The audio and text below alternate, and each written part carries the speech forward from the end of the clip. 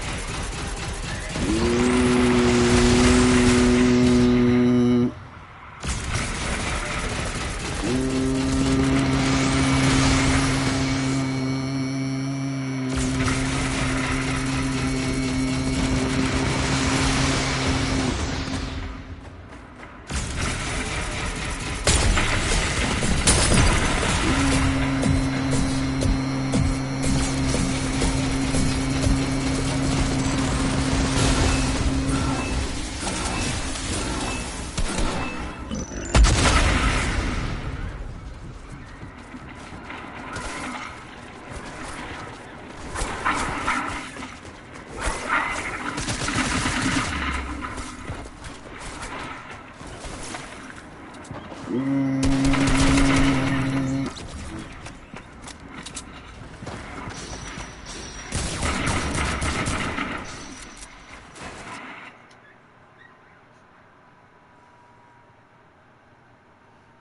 hid your dog right there.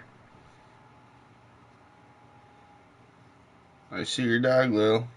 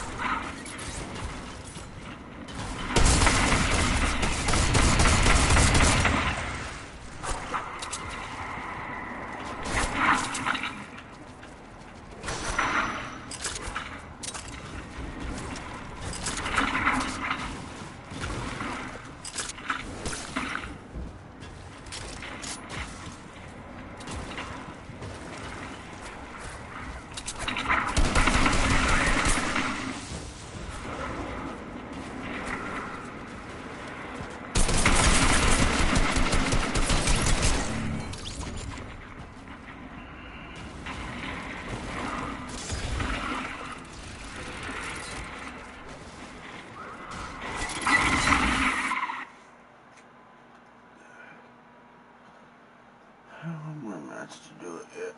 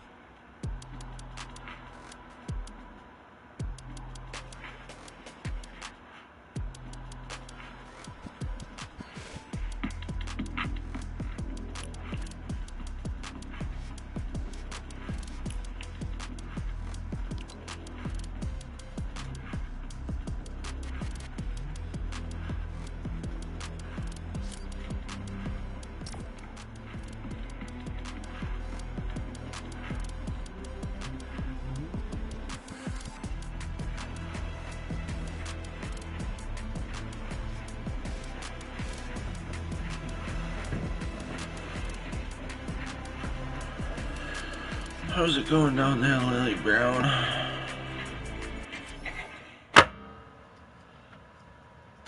You being good in the hood?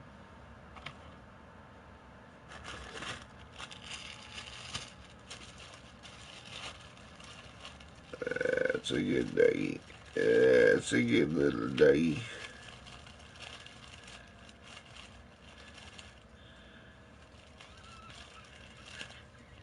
She's being a good girl.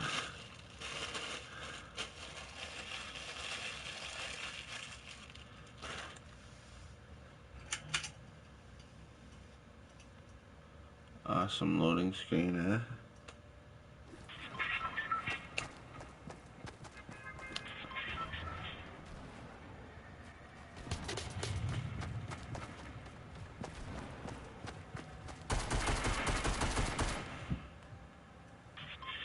Where you going, Lil?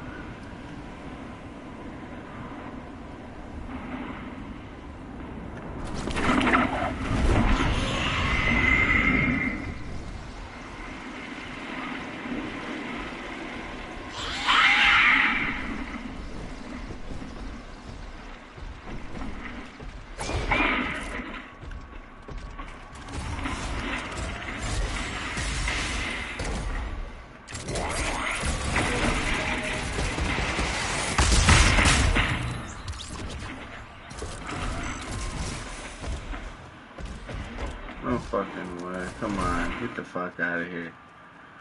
God damn it. I'm gonna be more prepared for this next one. Done horsing around.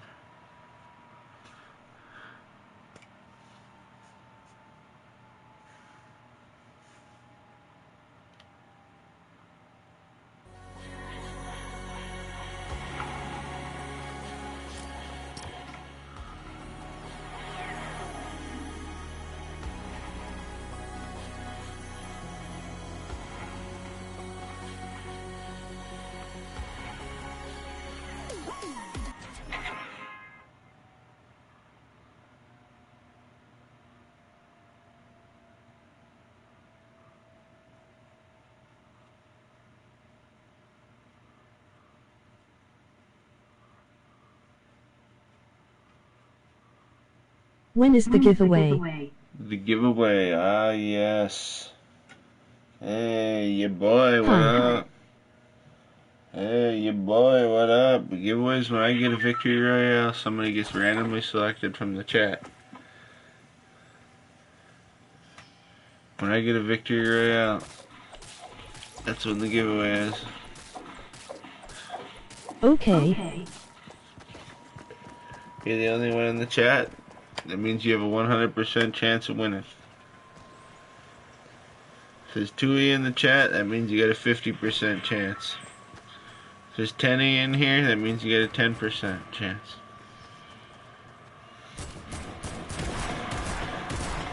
I think you know the odds.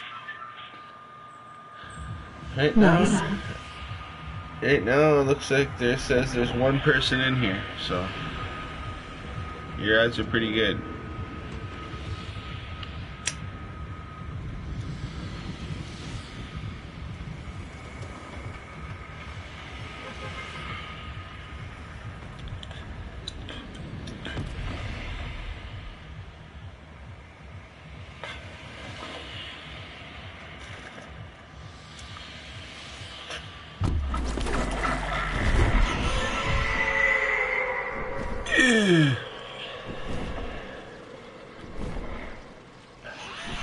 Win here for Abyss.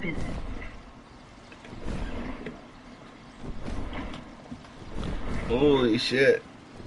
We got Abyss in here, ladies and gentlemen. Alright, this is gonna be the first one I play that I tried today here. It's got the challenges done, Abyss. I'm gonna actually try on this one then. Fuck it. You stick around, Abyss. I'm gonna show you something here. It's gonna be a top 3 for sure, but I'm gonna go for the win. God damn it, I'm bringing it now, ladies and gentlemen.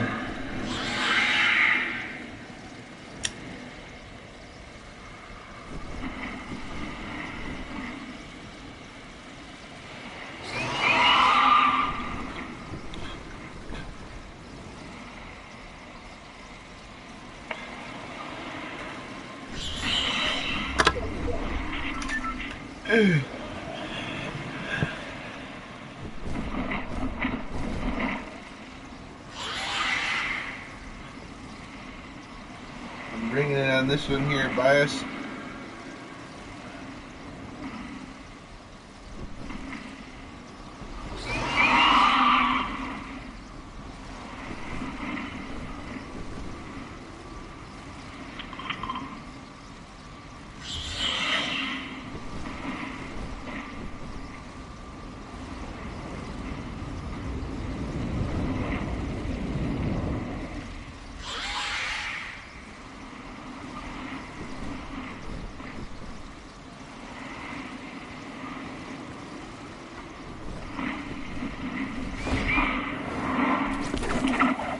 Hello.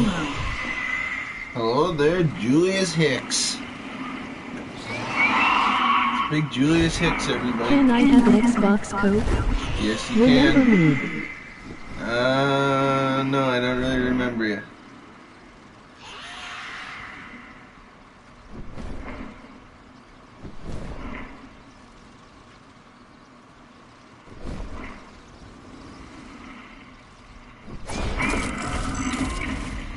How do I get it?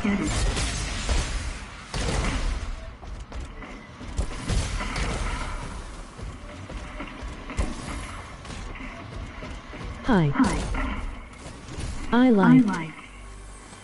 And thank you for the like, I appreciate it. Already subbed. I can search that old thing there if I want. If I want, I can search this wooden cabinet. Oh, boom, a golden scar. I like. Nah, no, not happening.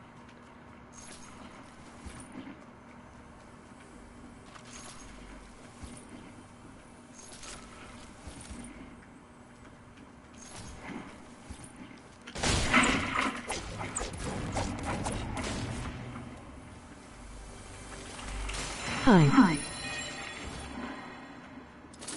How do I get the Xbox code? All I gotta do to win the giveaway is be in here when I get the victory royale. When I get the victory royale, somebody gets it randomly selected from the chat. Is this another scout sniper? No. It's the dog shit sniper. Okay.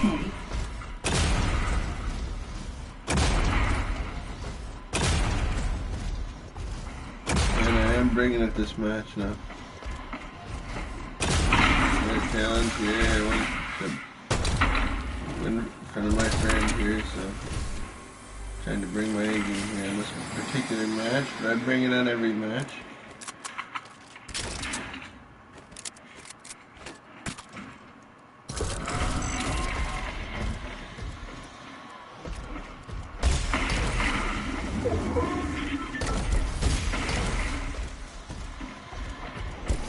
Hello, Patrick. How are you? Hello, mines. Oh my. Well, pretty good, I guess. Pretty good.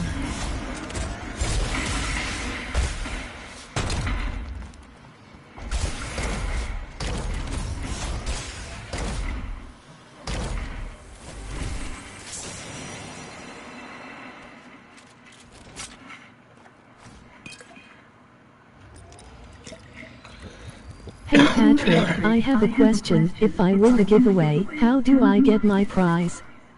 Yeah, you'll win it, man. Just hang in there. Don't be asking me about no prize until you win it.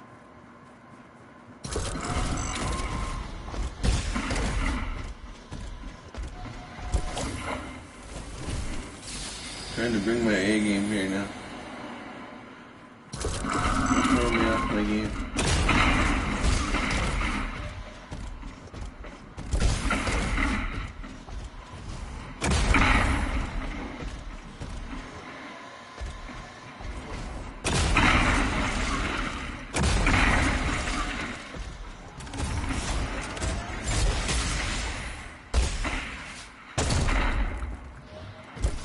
The hell's that?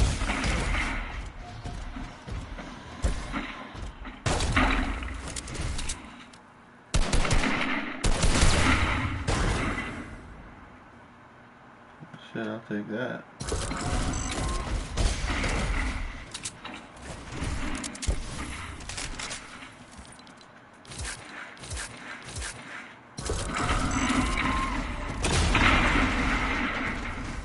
You got this.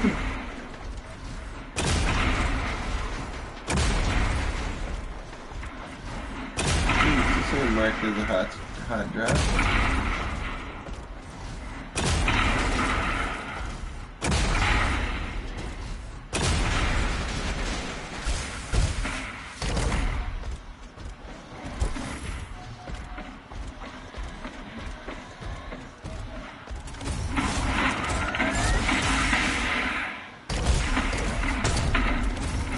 I think I got in the bag, huh? Buddy.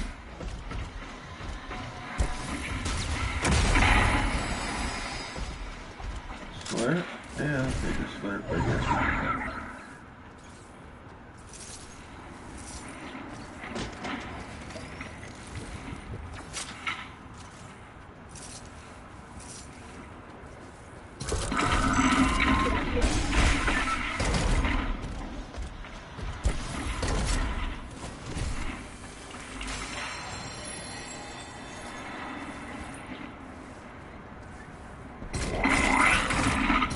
What are your thoughts about the mech?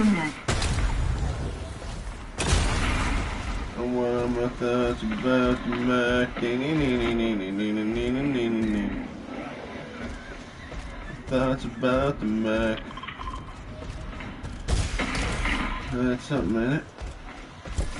What are your thoughts about it? Let me ask you that. I don't do anything here. What are your thoughts?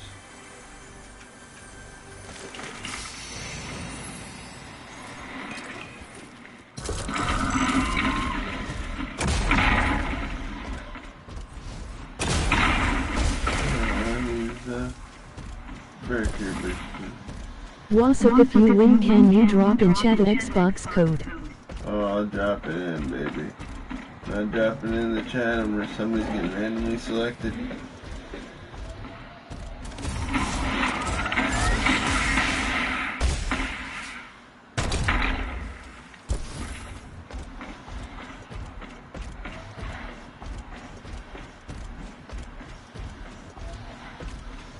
Please, emoji folded hands, emoji growing hard.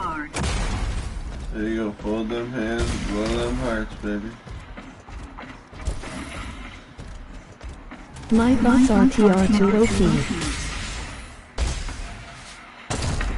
That's not that OP, trust me. Once you get to the end of the match, it ain't that OP. You see right here.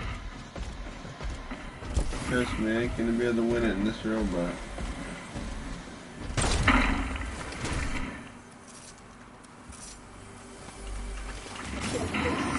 Although I am gonna try to.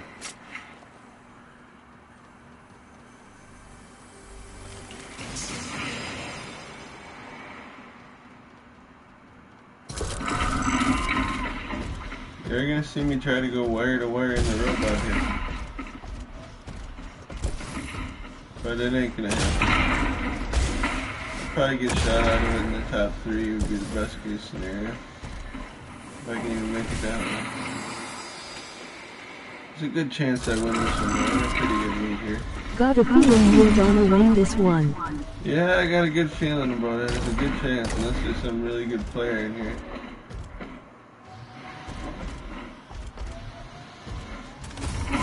I'm not even gonna go for that. Screw it.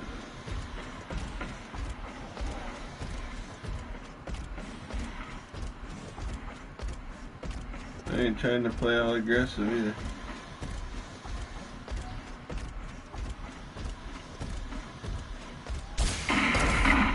If you see someone throw a shockwave grenade at him to the storm.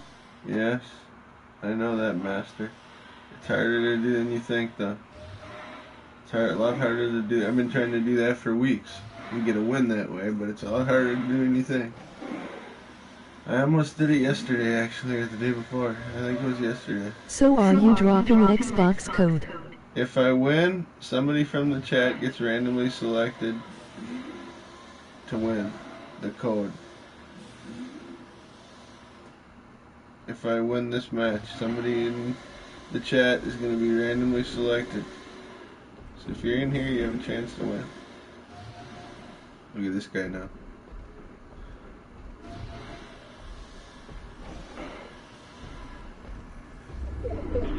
You have a big dick swagger here now.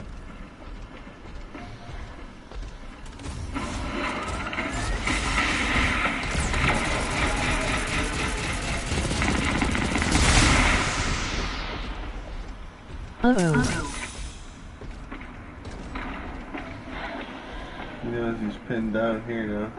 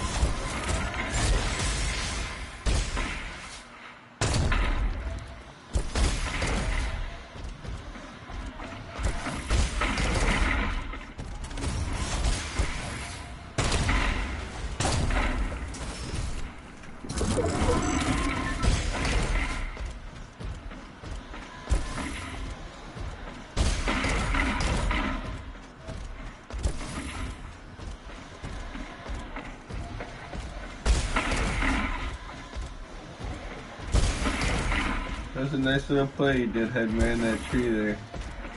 Getting them couple of first cats. Every time I keep playing solo, someone gets in my robot and then clicks self-destruct. Yeah, that's as soon as you hear him, you gotta be moving out of there. That happens a lot of the But time. thank God I don't die.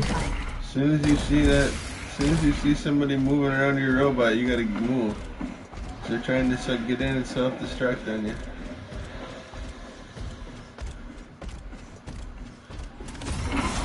You can't let 'em do that.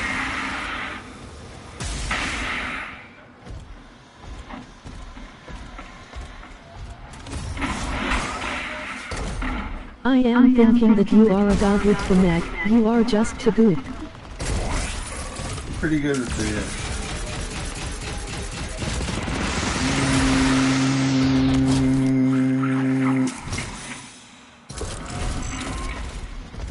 as you can see, it's always better to have the high ground with it though.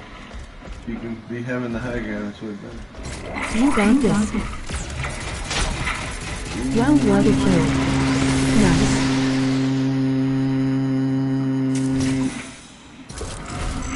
Nice, you bloody legend. Now that guy's gonna see me, he's gonna want to try to spank me.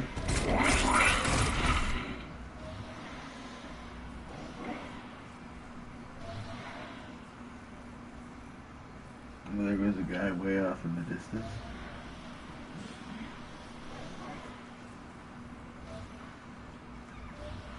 I just hope my friend Tobias is Patrick, you are such a good entertaining person. Emoji smiling face with open mouth. My friend Tobias is still watching, and I hope I win this one. I don't expect to win it, but if I do, definitely hope my friend Tobias is here watching.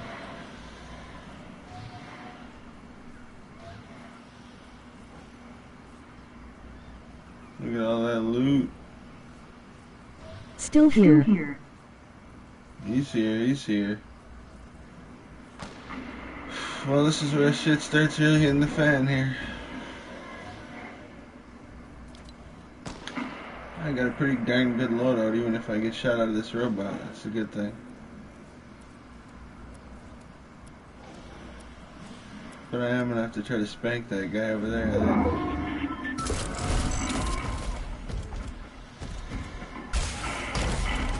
I have been waiting to win this giveaway for the last 10 live streams, haha.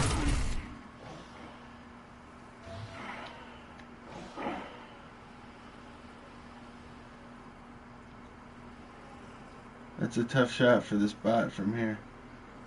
I'm gonna go for it.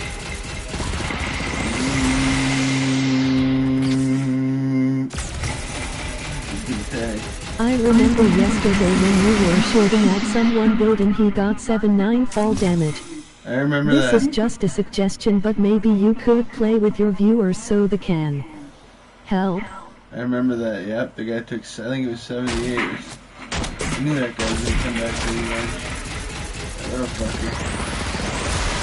I can't sit up here no more because he's crazy. Oh, yes, I got him. Oh, I didn't expect to get it.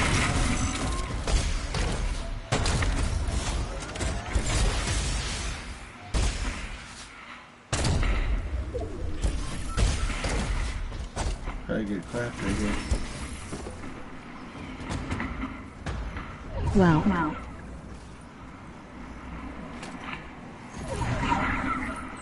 You are so good with the robot.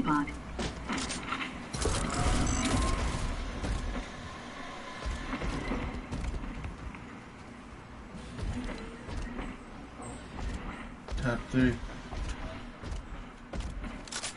Let's go, Patrick, you got this, my friend.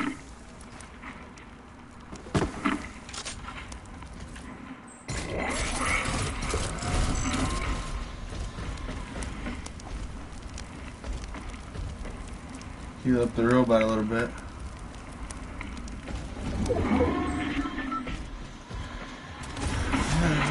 Good change, but I'm kind of turning it down a little bit. Oh, there's another robot. I will buy you mayonnaise as an instrument if you win this. There's another robot.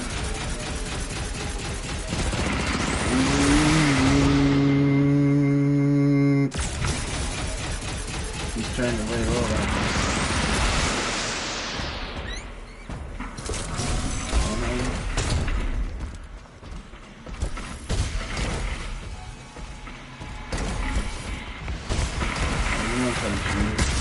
He knows how to shoot it.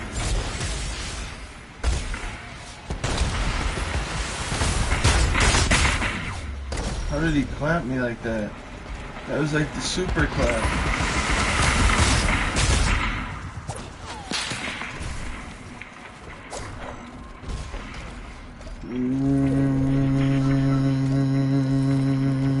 Man, that fucking hurt. How did he clap me out of the crouch so hard?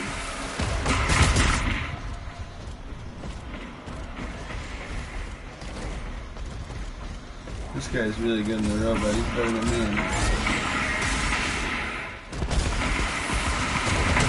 Uh-oh.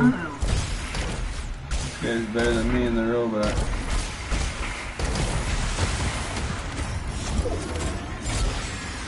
He tries to save, but he might be. Come on, Patrick, please win this.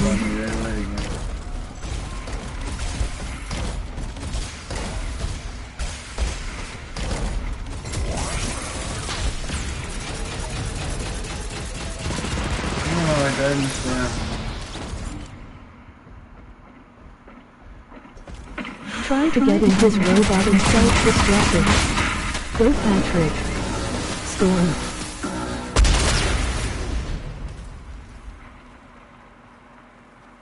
Oh man.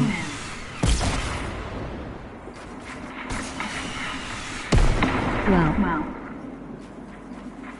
In 1 second. God damn it. Fuck.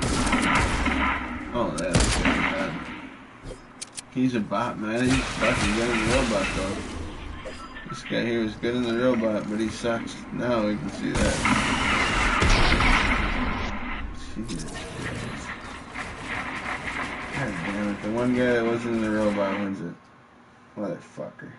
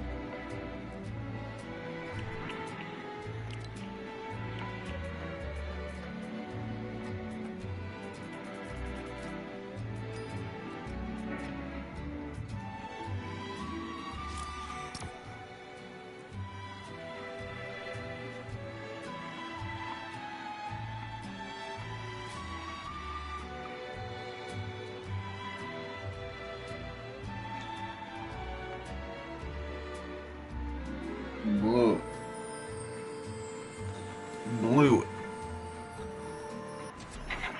Couldn't pull it off. Sorry about that, dog. Really wanted to try to impress you there. The fucking robot just had me. He had my number. He kept getting my car. He had my car. I was getting up my car there. Come getting my car. Fucking robot had my car.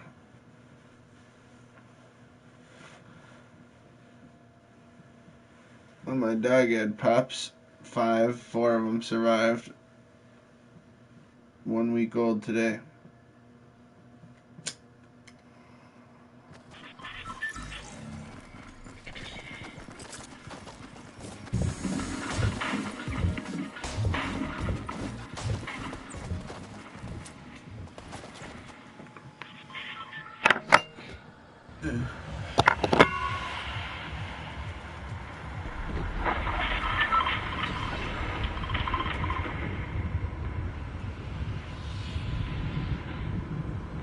Nice try.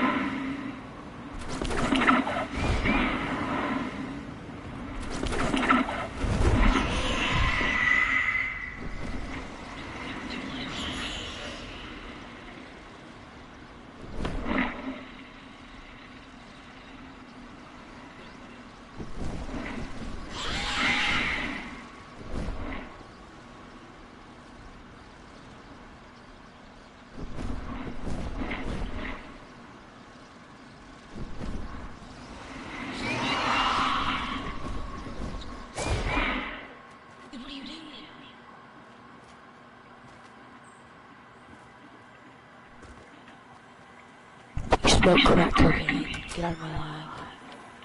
Literally, dude. What is T-glider? Just out there, dude.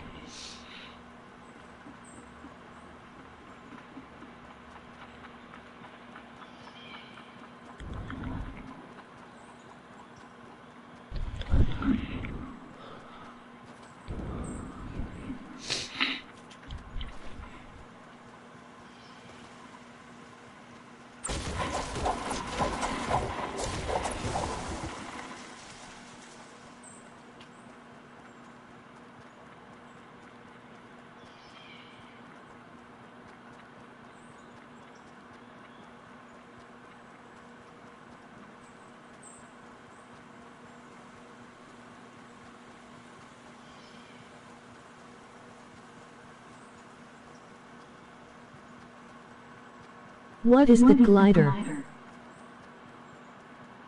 Oh, you like that one, huh? That's the swarm glider. Yeah, you like that one, huh? Yeah, this is my girlfriend's outfit here. She picked. This is her favorite. This is the outfit she put together.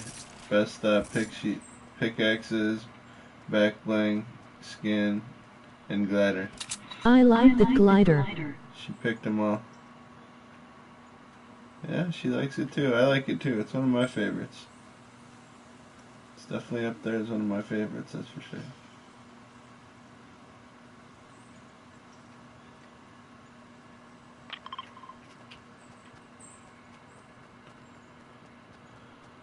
I hope one day I will get my first season 10 win in trying to get the new umbrella.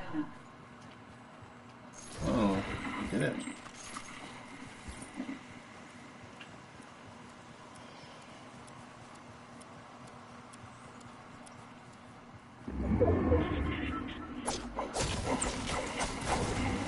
These will be the last two trees then, right?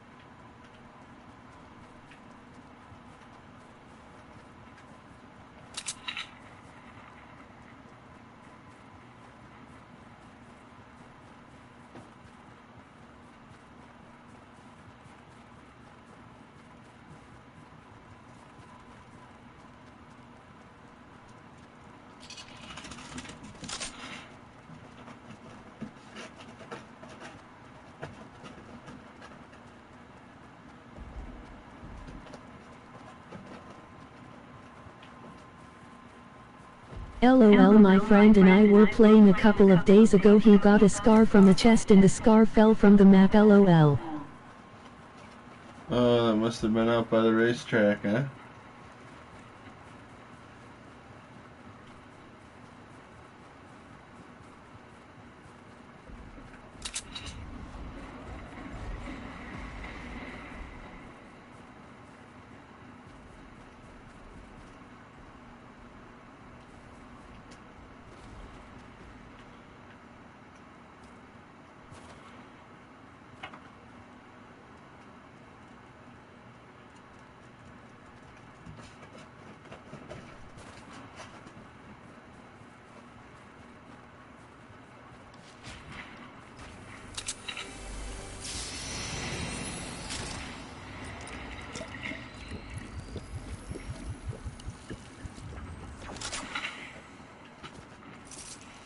Buddy, no.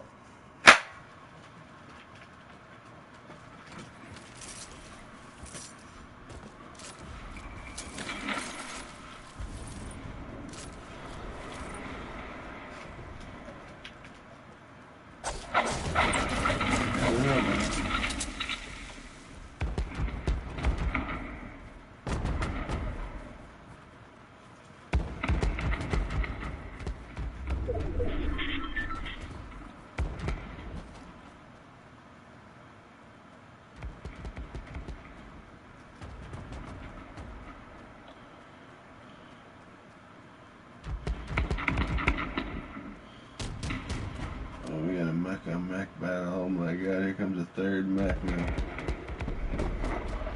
3 mechs battling it out.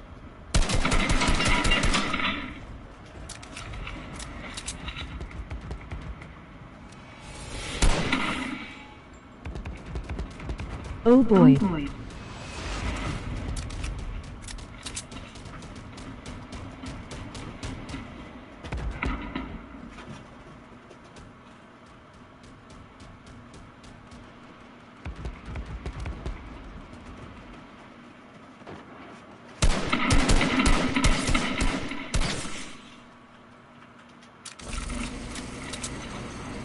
A minigun would be perfect to self-destruct one of those robots. It'd be nice if you get me one of these robots.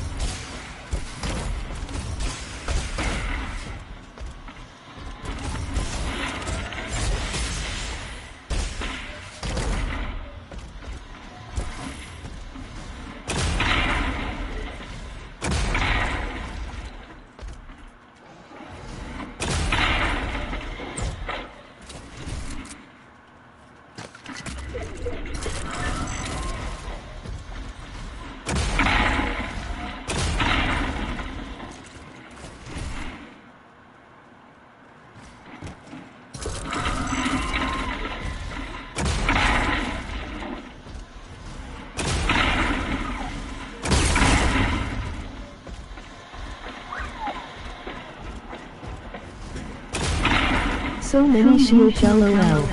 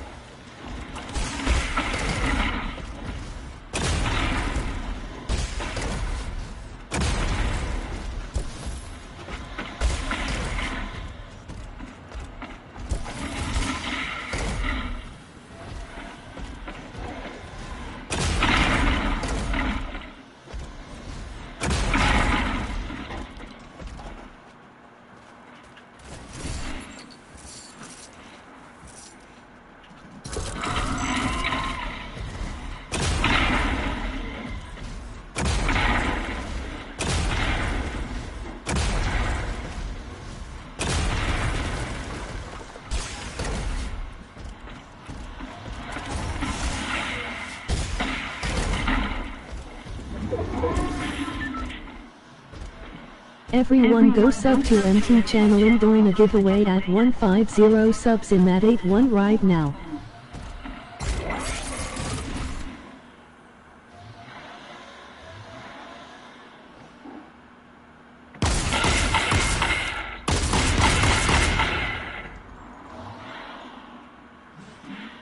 What is that? And what's up everyone?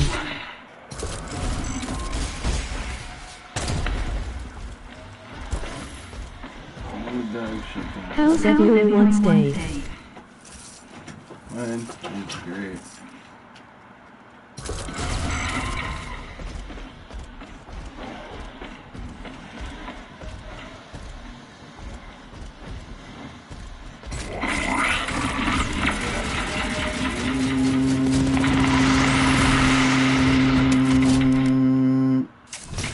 Oh my god, the price is good.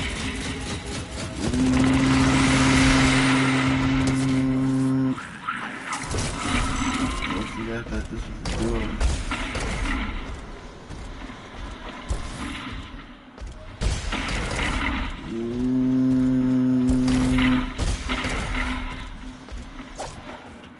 Why you make that sound? I don't know, why don't you make it?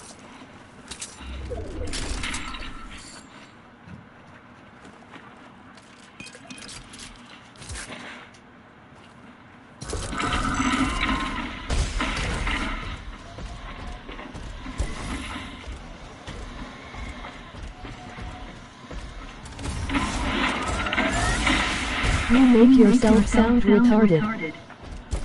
I know, man, I know, man. Hey Zaps.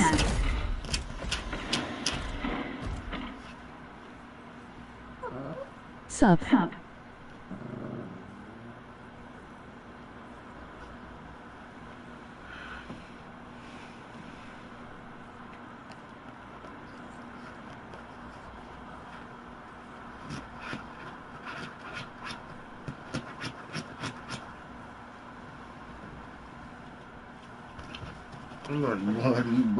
Bloody bird. I heard your dog LOL.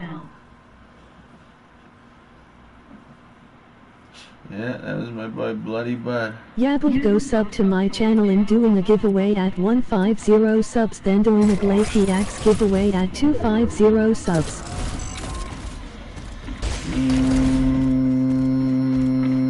In that at 81 sub.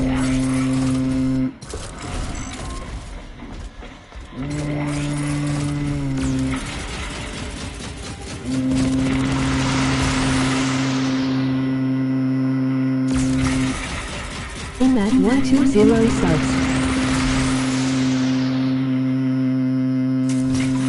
You got this dub.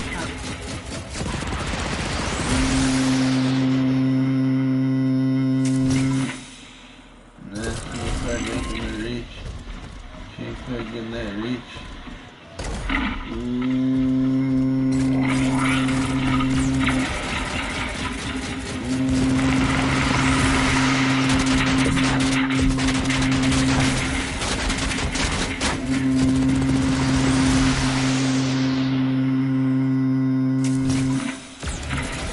The power of saying M is on your side, Patrick.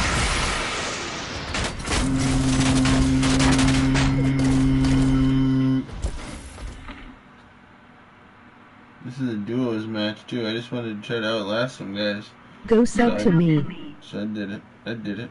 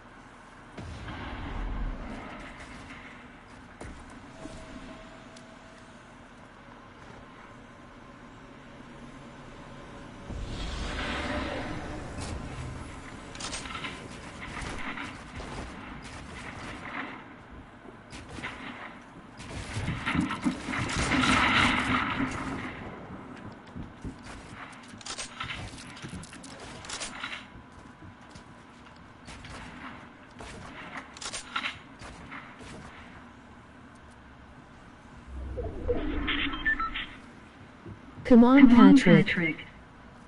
I ain't trying to win.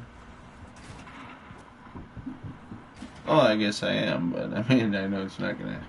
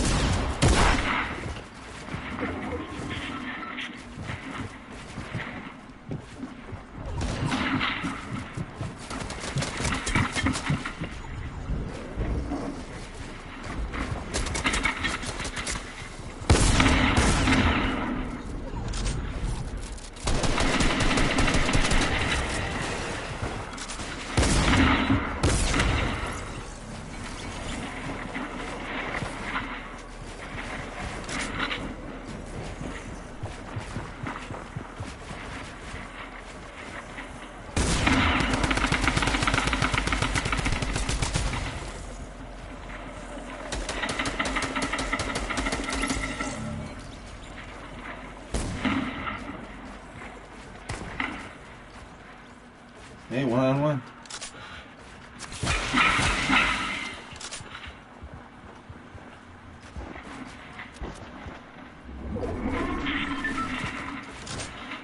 One more team left. 1v1 Patrick, please win this. Box smoke. 1v1. You know he's weak. You got this. No, I blew it. Yes! Solo freaking duos, let's go.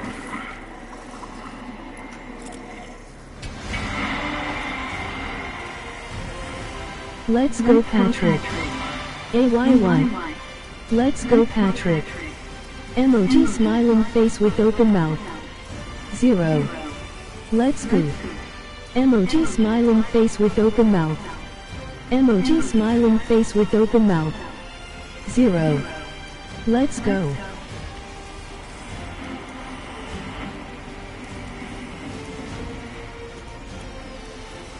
GG, let's go, Patrick, you my nigga.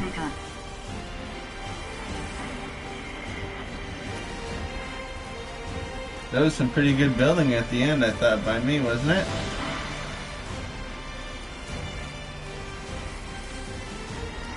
Right until I got the low ground there on that hill, I thought I was building a I believed in you.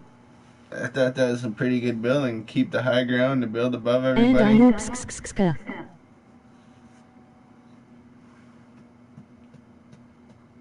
we need to chill one day and smoke the biggest blunt. Hey. Yeah. That was some skilled building. One more win here and I'll have a new skin. One more win, I'll be having a new skin, ladies and gentlemen. Get high as shit.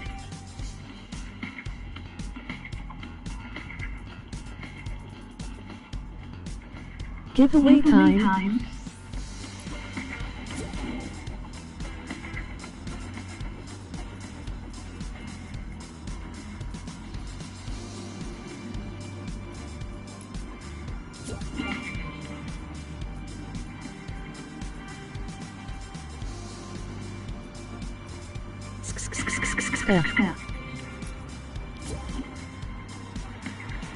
Patrick, are you going to do the giveaway? Yep, every time I win a solo match, I do the V-Bucks giveaway, yep.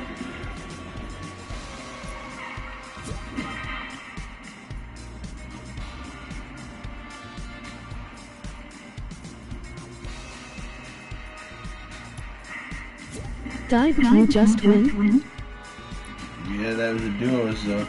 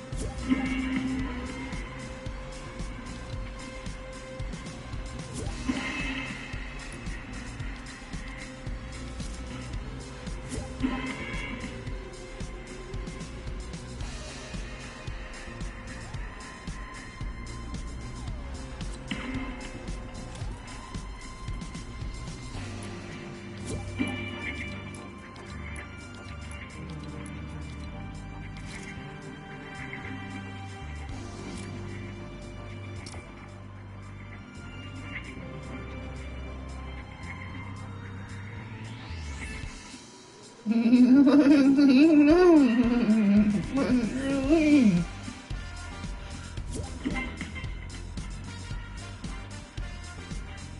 it's too late now, my man. Too late now, my man. Oh, look at that awesome loadout screen, huh? Ballin', ballin'. I think that screen's ballin'. That loadout screen is ballin'.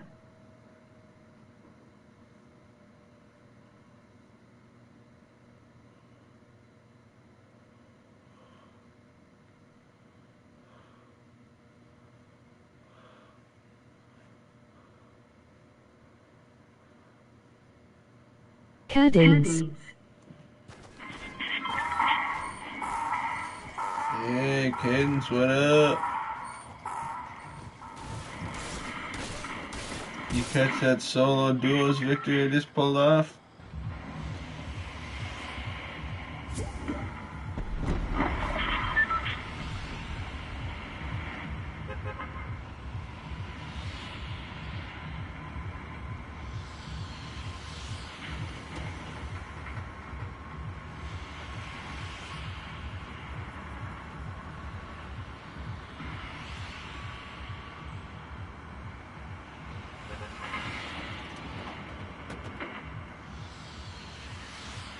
Yeah, the WS terrible. It's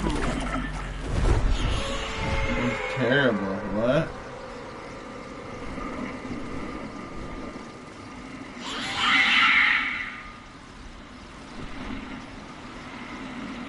I think you meant to say terrific. I'll just pretend that you meant to say terrific there, huh? Yeah, it was terrific, thank you, thank you there.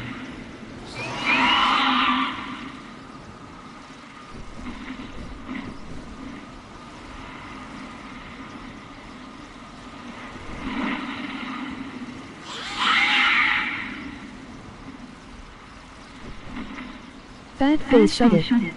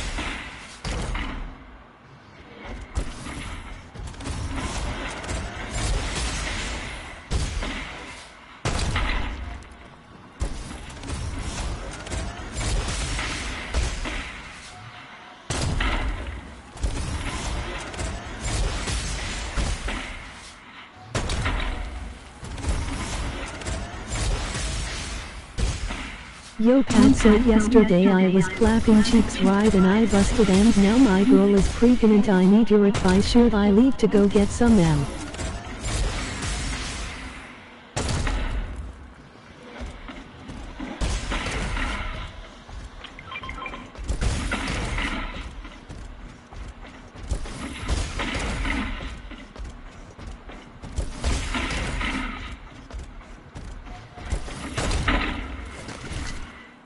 Can you please invite me OTK inner?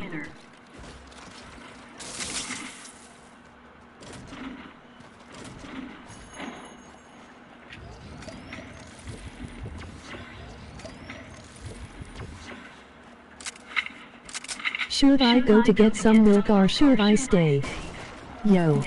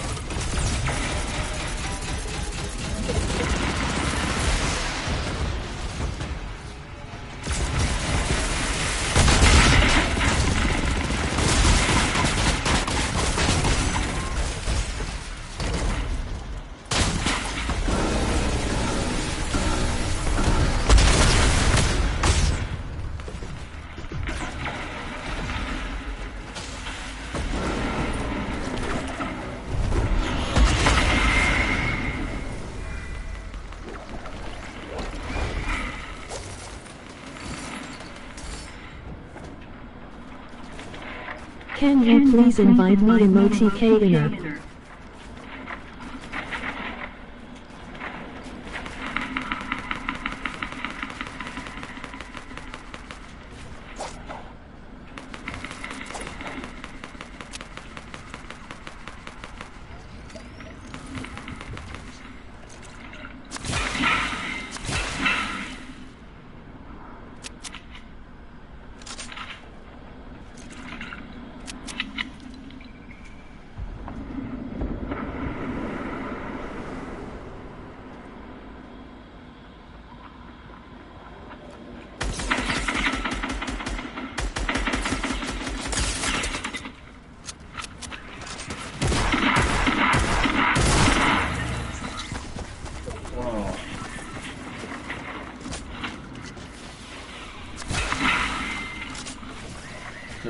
Rare skin.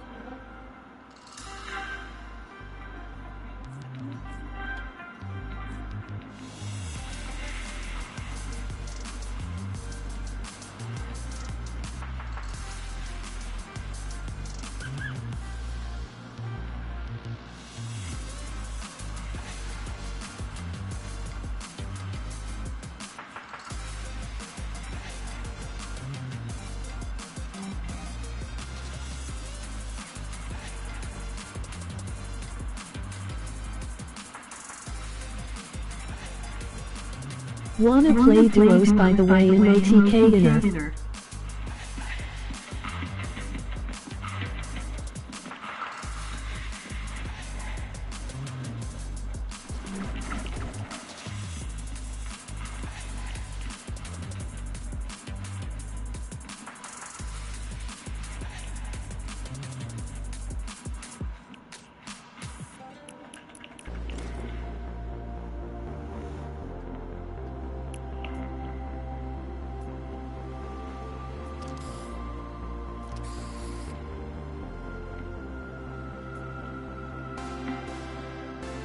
Hey. Hey, Devin.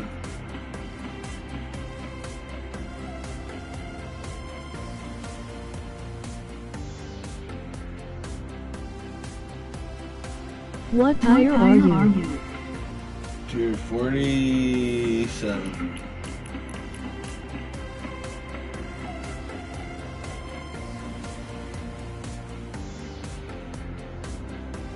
Shit, Buster Lee Brown, that's a tier, man.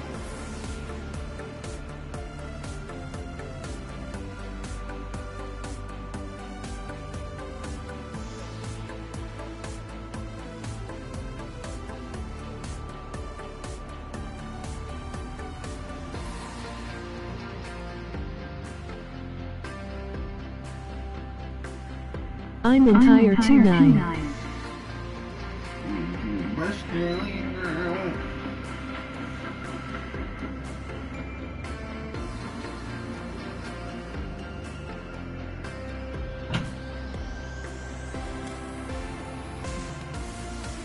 I don't have a skin.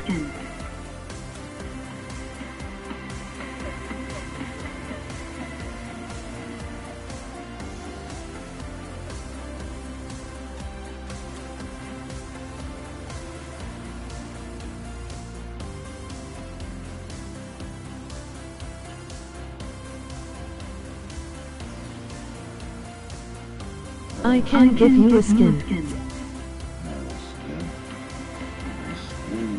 Buster, Okay. You know he's good. Maybe. Add no TK inner. Don't Buster, bring it away. Bring it away. I have good spirit from this morning because he's a good boy. Because he's a good boy. He's got a good fur.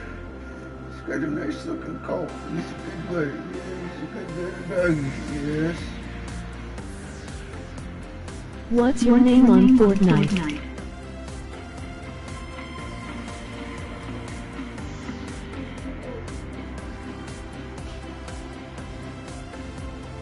OTK inner.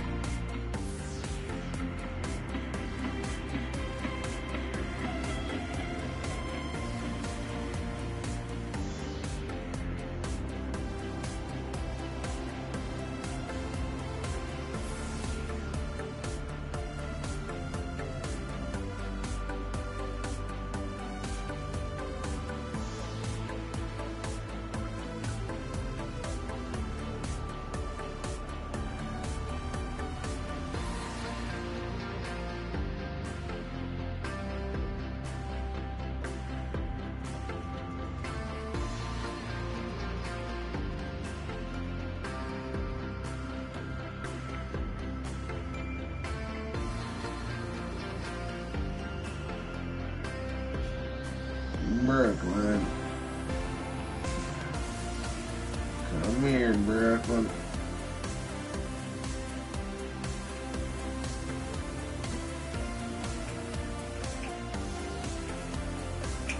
Come on, you know it means come. Come. Buddy. Come. Buddy.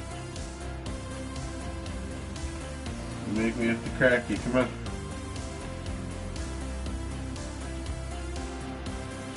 You're gonna try to make me have to crack you.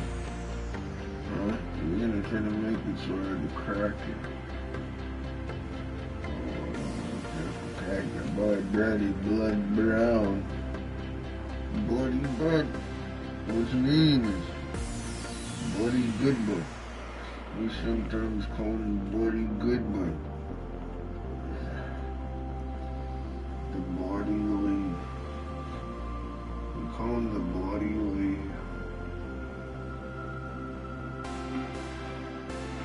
We call him it because he's a good boy.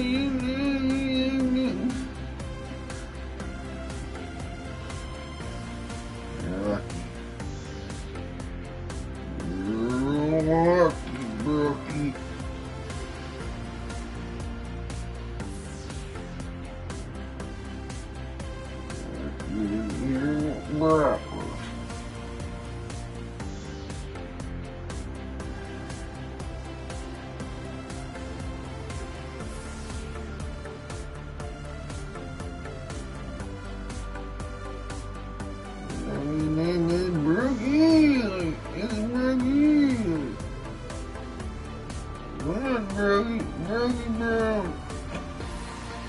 Hi. Hi.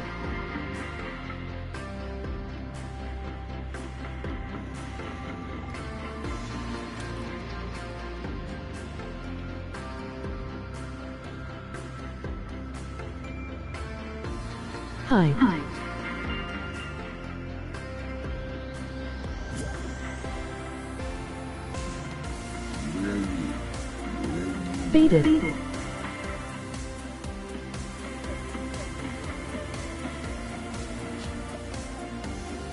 Can you sub to my channel? I'd love to get to 2-0. I sub to you guys. 2-0, baby. Push for 2-5. It's the push for 2-5, baby. Let's go. Brookie, you won't be doing that roll around doing that now, Brookie.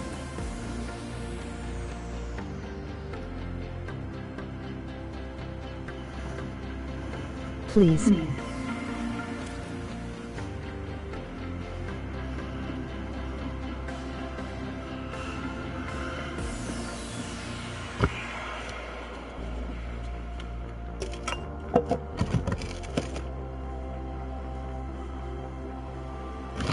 By the way, I love your skin. Emoji thumbs up with medium light skin tone.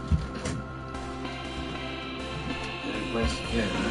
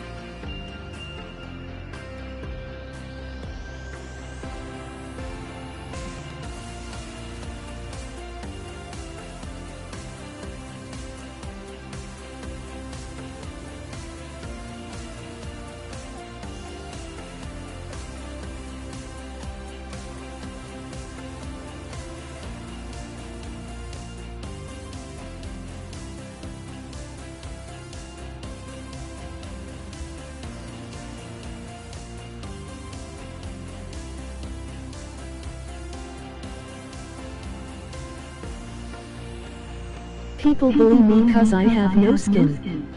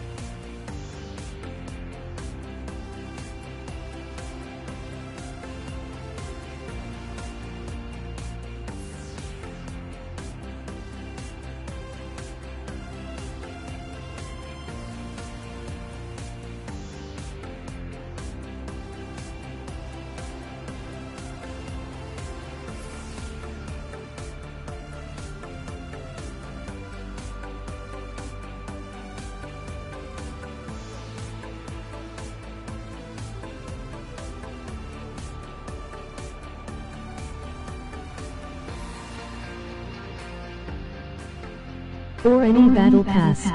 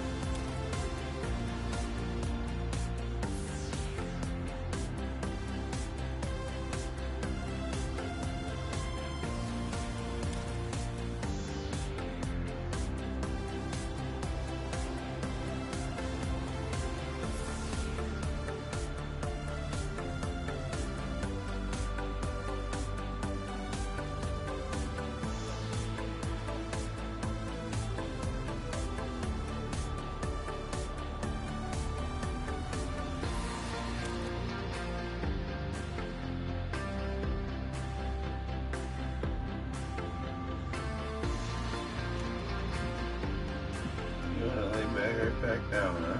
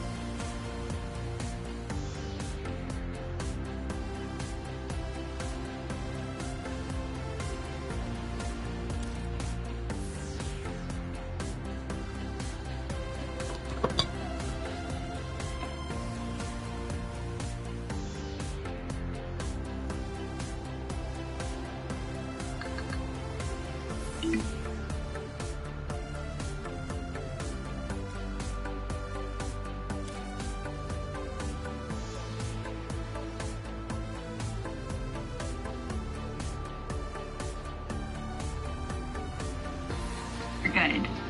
With rising stress in the modern world, a good night's sleep is nearly extinct. However, there's hope on the horizon.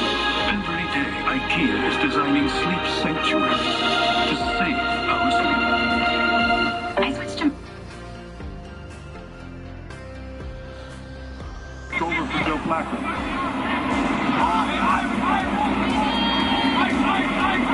In the first and 10 from the 25, former New Orleans Saints running back Mark Ingram. He'll take it up to the 32-yard line. There he is, brought down in the play by Kenny Clark.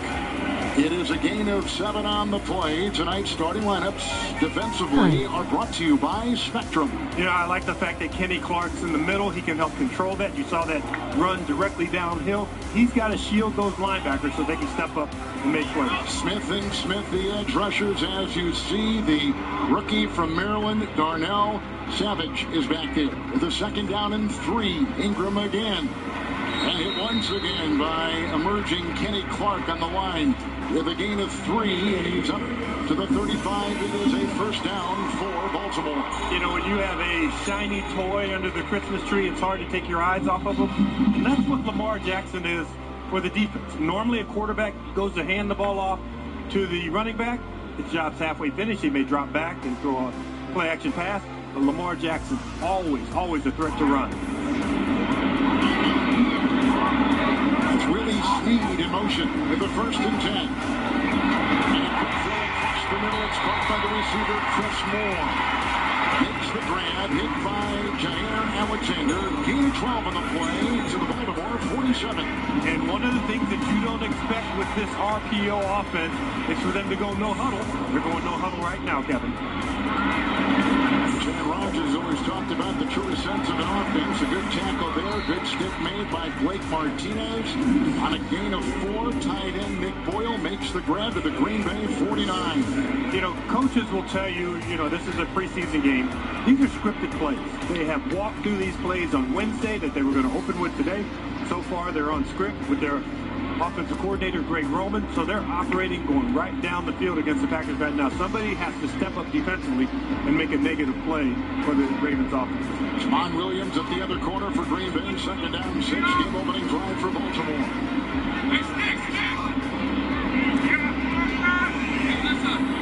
Reported. Fullback is Ricard. The handoff goes to Ingram. And around his ankles. He finds Montravius Adams, the most improved player. Gain of 3 on the play. Getting some help from Smith. He's down to the 46.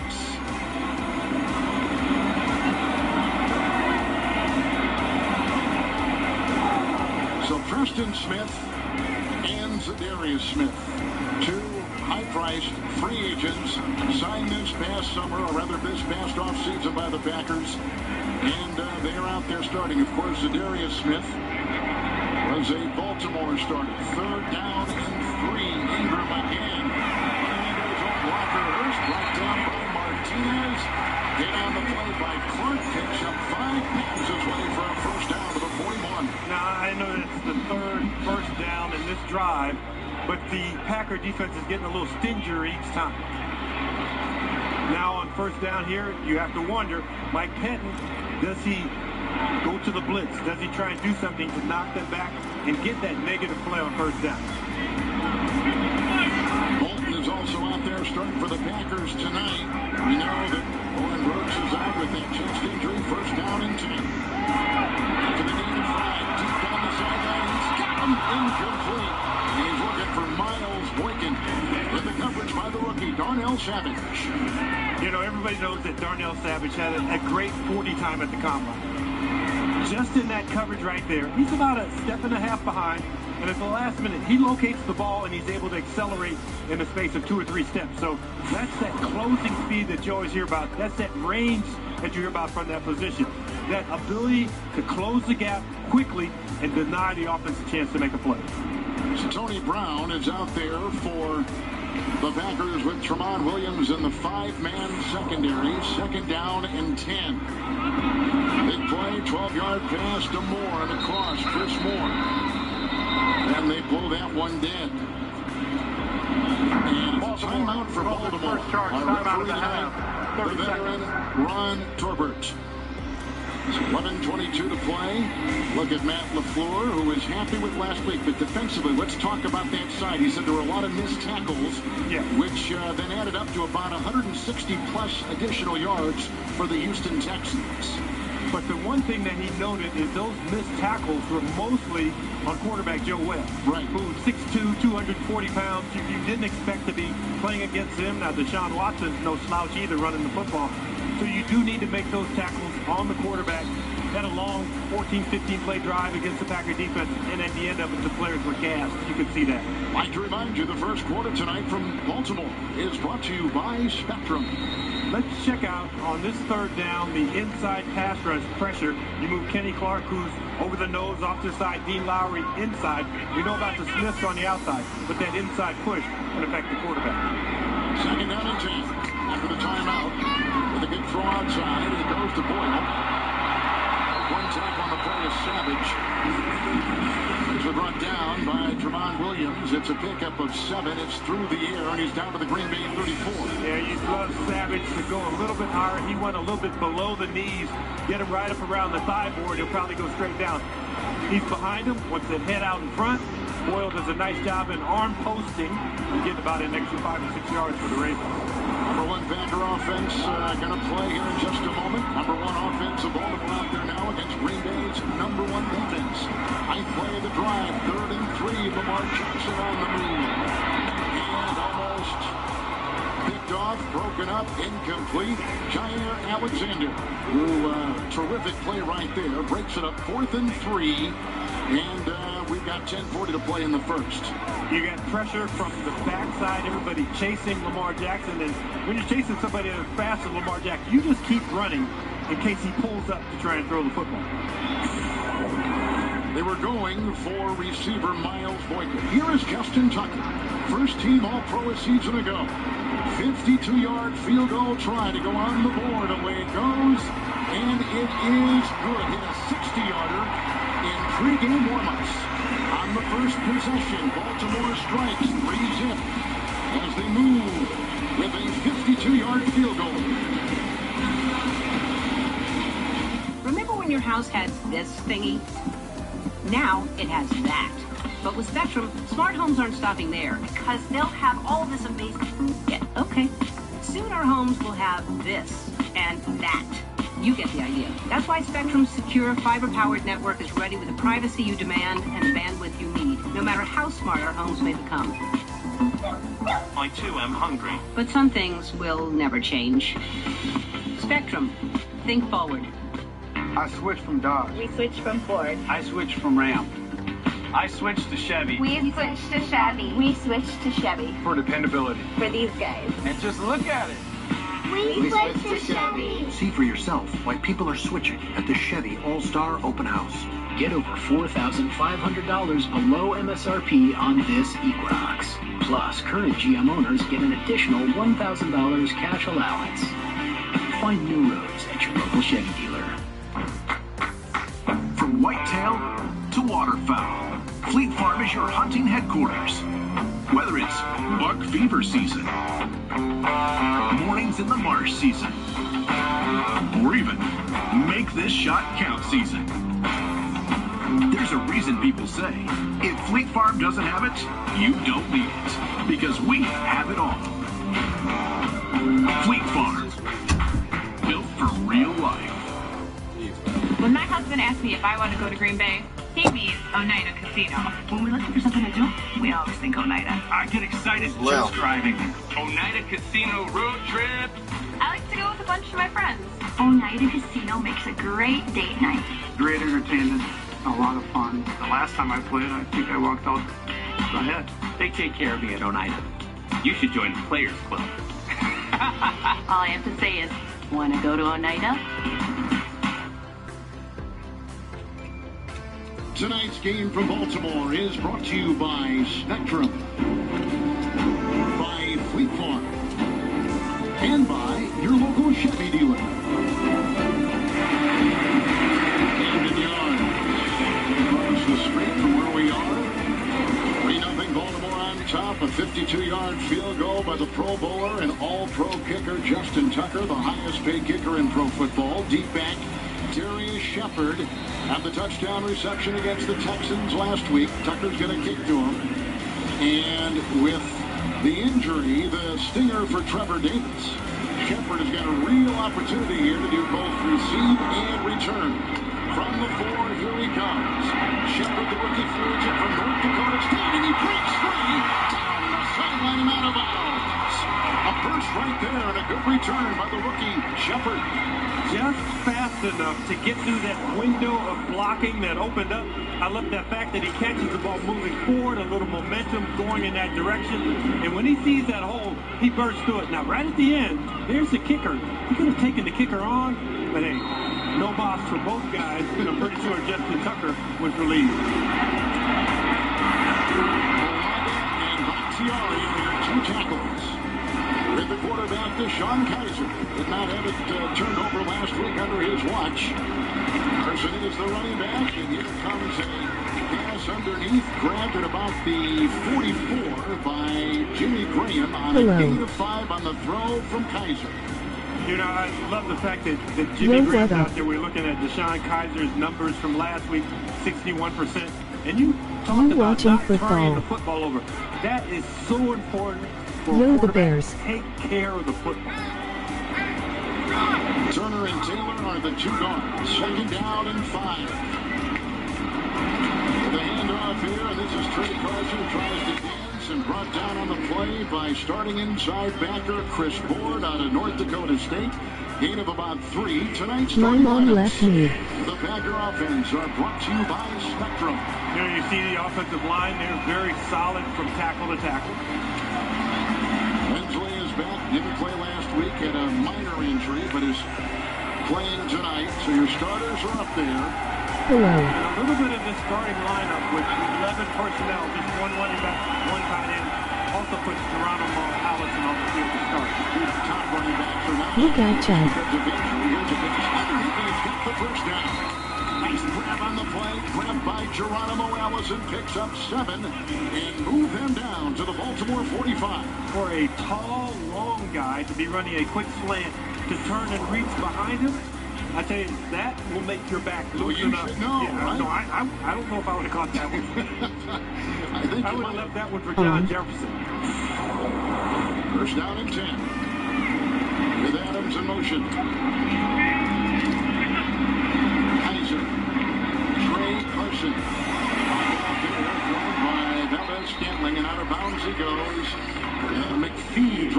after a gain of about 2 to the 43-yard line. Let me ask you a quick question about the second receiver. You say it's 2A and 2B. Talk about that. Well, Devontae Adams is so much of a number one. He would be a number one on probably 29 out of the 32 NFL teams. So when you go to the second guy, you're also looking at that 3 wide receiver set. And I really believe Marquez Valdez-Scantling has emerged as a number 2. But Geronimo Allison was that number 2 before he got injured last year, so he's right there with him. Bohannon is the fullback on the 43, second down 8. Carson picking and poking his way. And takes it past the Raven 40 down to the 39, and he picks up 4 in the play. So it'll be third down. Bohannon, the fullback, signed earlier this week with injuries to the tally along with Malcolm Johnson. I just like the push at the end of that play because it looked like it was going to be 3rd and 7, and they kept pushing and pushing, and now you get 3rd and 4, and you have a lot of options, some crossing routes, some picks, some rubs, all of that stuff. And with Jimmy Graham over at the point with the 3 receivers, that's a dangerous point. Do you know you could get your channel banned by scamming guys? He scams people for bucks. He admitted it. I have the clip. Guys, he is a scammer. Just about picked off on the play by Tony Jefferson. P.S. scammer. Now, Deshaun Kaiser will learn. He a big scammer. If you're going to stare down a receiver on 3rd and 4 against a veteran pass rushing team, they're going to get their hands up because they are watching your eyes. So he should maybe look the opposite direction to start and come back to where he knows he has to go to get that ball out amongst the sea of hands, and we're going for it on 4th down. Dislike. Going for it on 4th down. Scammer. Scammer. Scammer. Scammer. Scammer. Coverage by Owasso, who's the linebacker. Scammer. It goes to Baltimore on down, 7:09 in the first. It's not too early to plan your winter vacation at Pine Mountain. Enjoy top-rated skiing and our multi-million-dollar lodging renovations, including a saltwater pool, Scammer, scammer, scammer, a great scammer. family experience. Reserve your winter vacation at Pine Mountain, the only ski-in, ski-out resort in the UP. Scammer. Hi, I'm John from the Redwood Inn. I'd like you to come in and try our 12-time Best of the Bay chicken and perch. Our perch is fresh every day, Wednesday through Sunday, and you won't go away hungry. We love our Green Bay football for 56 years at the Redwood Inn. Come on out and give us a try. Join my stream, I am better. For fun, enjoy free arcade games, great food and drinks, and our exciting VR experiences with a variety of games for the whole family. So what are you waiting for? Get to Green Bay's home for fun, Edge VR Arcade. Hi, I'm Dr. Pete Haley from North Star Dental Group in Athens, Sheboygan. During football season, we cheer for the green and gold, but the white of your smile is our favorite color. Let us make your smile pearly white. Call us today for a complimentary consultation. Olive oil is an untapped staple of cooking. At Green Bay Olive Oil Company, our consumers have chosen our oils from a region that allows the plant-based flavors to flourish in the bottle. Green Bay Olive Oil Company. Try before you buy and home of the flavor tap. Beaver Machine in Coleman is your home for the best in Kubota tractors. Like the Kubota BX 2380, quality, innovation, and easy to use. Plus, right now, get 0% financing for 60 months with no money down. See the full line of Kubota tractors at Beaver Machine in Coleman. Green Bay possession on downs goes back to Baltimore. Fall into fun at the Radisson Hotel Just Green Bay, right next door Oneida Casino. Offering their great escape package. Find details at Radisson.com/Green Bay. Do you know they've redone all the rooms there at the Radisson? You told me that. And, I have the big luxury suite takes up a whole You always do, yeah. I told them to put the piano that's normally in my suite in yours. Did they do that? I think they're going to do that next time I stay there. I can't even spell piano, let alone play it. Adrian Amos was one of those glue-free S in the second. What is the giveaway? A lot of young players back there in the secondary, and he's going to be the glue that brings it all together. Dixon is the running back. That's Dixon on 1st and 10. Nice tackle there, jumping on the pile. You see Martinez getting some help on the play from Zadarius Smith, and a gain of 1 near the 40. They tried to run at Preston Smith. He knocked the blocker back there, closed the hole down on that end. Martinez does a great job in reading his way to get through holes to get to the runner. Probably could be a good running back. On the other, you see him selecting the hole and just waiting there knowing that the runner was going to have to cut back because the guys on the front side did a great job. Pistol formation, Dixon the running back, 2nd down and 9 for Lamar Jackson, 2 years out of Louisville. Good time. Lowry can't get it. Dixon gets the pass. There's Tremont Williams and a tackle made by Preston Smith. And they get it around to the 49-yard line, and on the play, he picks up about 7. The ability to be able to move in the pocket and to keep your eyes down the field. You saw Lamar Jackson, who was slippery. You have to stay up with him. You have to track him. You have to try and keep him in the run lane. But when you do that, he has that comfort level because you're not really attacking him. He just flips that ball to an open receiver. Couple tight ends, 3rd down and 1. The tight end, who is also a fullback and defensive lineman, Patrick Ricard, takes it, and he bulldozes his way past midfield, gain of about 2, 1st down in the play. He's a two-way player. Ricard plays defense and offense for Baltimore. On some teams, they have those turnover chains that they wear that, right. I think for Patrick Ricard, they should have a leather helmet. And so you look at somebody who can play offense, defense, special teams, he should have like a leather helmet in his locker. Orlando Brown is normally the right tackle. He is in there. They brought another tackle on that line. James Hurst, they do this a lot. 1st and 10. First team offense out there for Baltimore.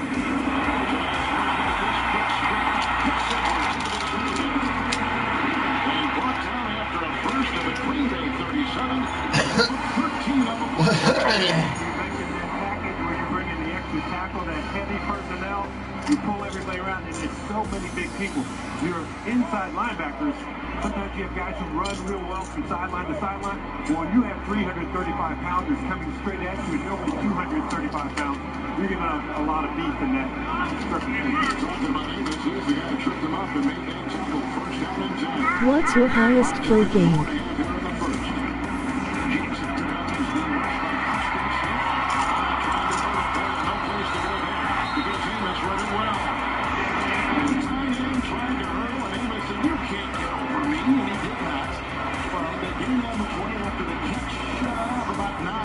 Track and field, you have low hurdles, you have intermediate hurdles.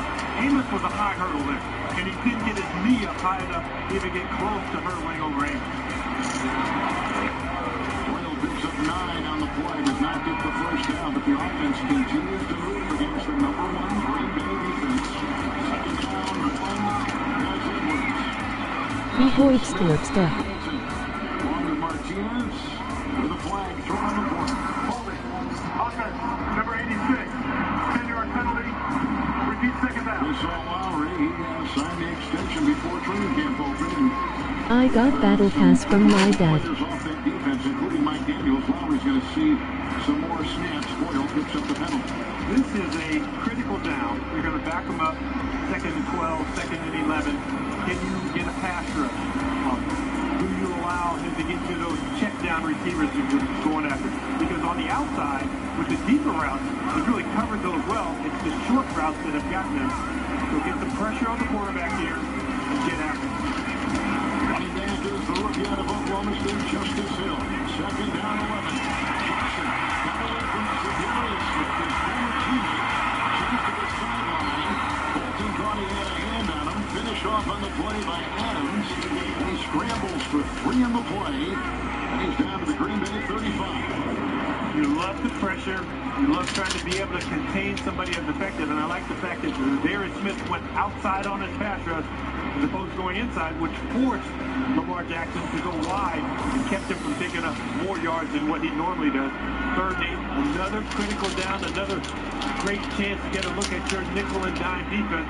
Mike Penton, I'd love to see him dial up a little blitz here. The linebacker with his hands on his knees normally means he's got to sprint at the quarterback. Adams out, 5 in the secondary. 3rd down, 8. Baltimore, 2nd possession. Lamar Jackson got the 1st down. The Packers run into each other. Savage grabs him out of bounds. Sneed, who came from New Orleans, gets the grab. 17-yard reception. You had a zone blitz on, and by that I mean they're blitzing, they're not playing man-to-man, they're playing zone coverage. And when you do that, get to the quarterback quickly, he's going to find that open receiver, that short open receiver in the zone.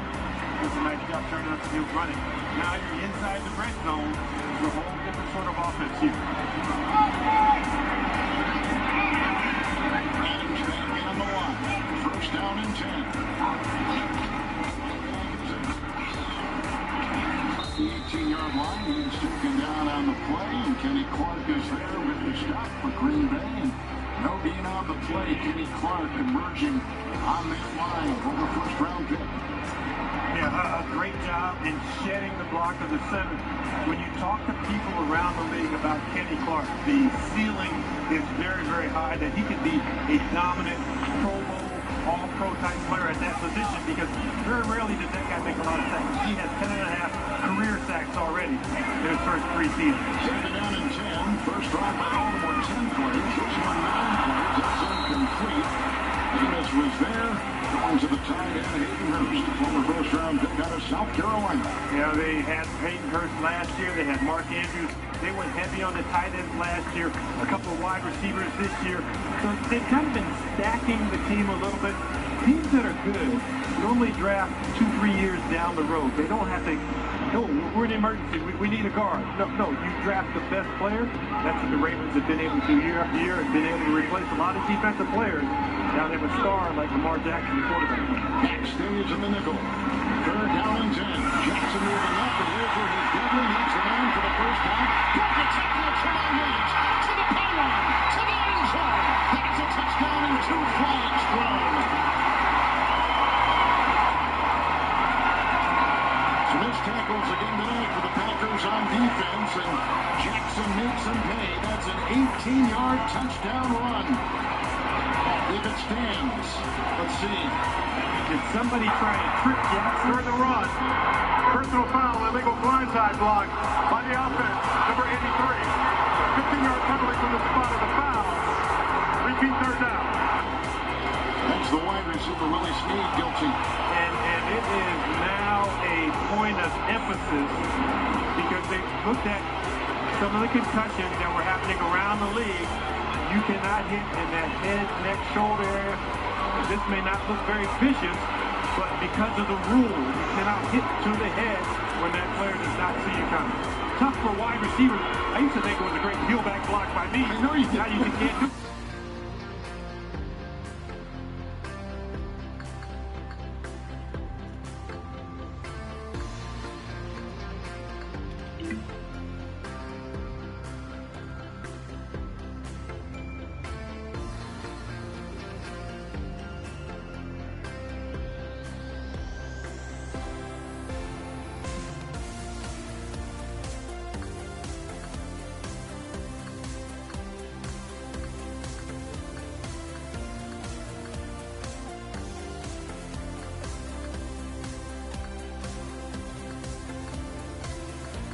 Scammer.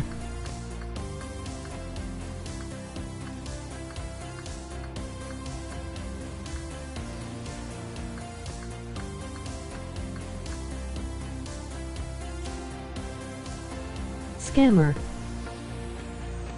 Scammer.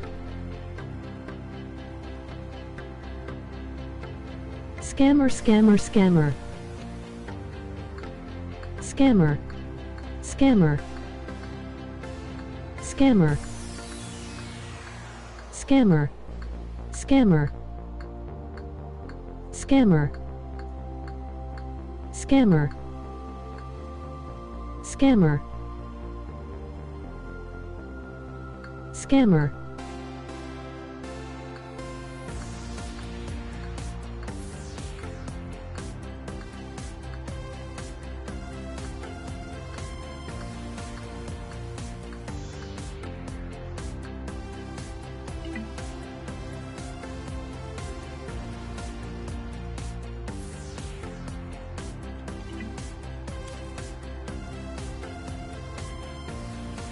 I knew when he answered that question he was telling the truth. That he didn't do it. I mean, he said he didn't do it. Diane Harlan was 43 years old when she was murdered. No charges against Hugh or anyone else were ever filed. To this day, the case remains unsolved. 4 years passed. Hugh Harlan's life went on much as it had before Diane's death, until November 1st, 1986. That day, Hugh went to a friend's house to borrow some tools for a 2-day construction job up the road in San Simeon. You probably need these hand tools. Yeah, throw them up in there. I'll get the gate for you. Yeah, thanks. Hugh Harlan set off for San Simeon, 27 miles north of Morro Bay, before dark. You're all set, Huey. What it is, bro. What it word. Have a good one. But soon the mystery would take yet another twist, near the town of Cambridge. The next thing we knew, I'd gotten a call from a mutual friend in Cambria, wondering why Hugh's truck was setting off the side of the road and had been for a day or so. Steve Matthew and a friend, Eddie Grimes, drove to Cambria to check out Hugh's abandoned truck.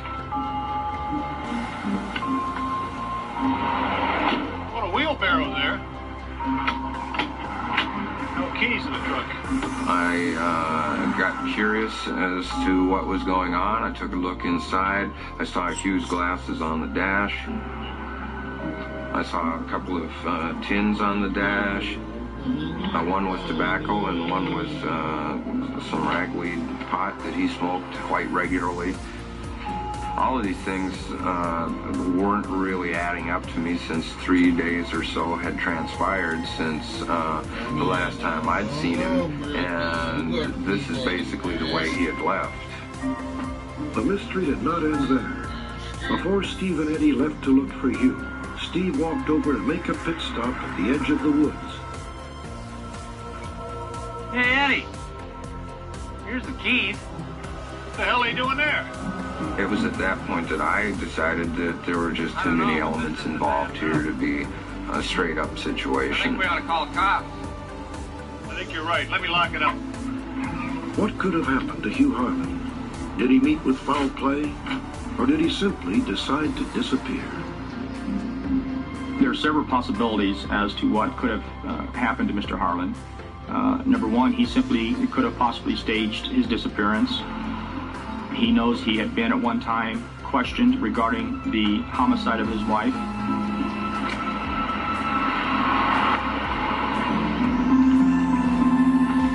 I totally believe that Hugh was smart enough and crafty enough to engineer his own disappearance, and just in exactly this manner, if he so wanted to. The thing that I've never been able to decide is if that's actually what he did, or if there was some foul play here. If he wanted to disappear, he was the kind of person that would have left his truck with somebody he wanted to have it. He wouldn't have left it by the side of the road like that. Indeed, why would Hugh Harlan want to disappear? After 4 years, police no longer considered him a suspect in his wife's murder. Authorities now fear that Hugh might have had a deadly encounter with the same person or persons who killed Diane. Hugh Harlan knew, I believe, and I think the investigators at the time believed, that knew more about the case than he was telling them. And my concern is possibly he was harmed by some individual who may very well have harmed Diane Harlan. The case of Diane and Hugh Harlan is multi-layered. Mystery on top of mystery. Disappearance on top of death. Years after the fact, people around Morro Bay still talk about Diane's murder and Hugh's disappearance as if they happened only yesterday. The key to the mystery lies in finding Hugh Harlan, if he is alive. At the time of his disappearance in 1986, Hugh was 51 years old and weighed between 130 and 150 pounds. He is 5 feet 6 inches tall and is missing a thumb and forefinger on his left hand.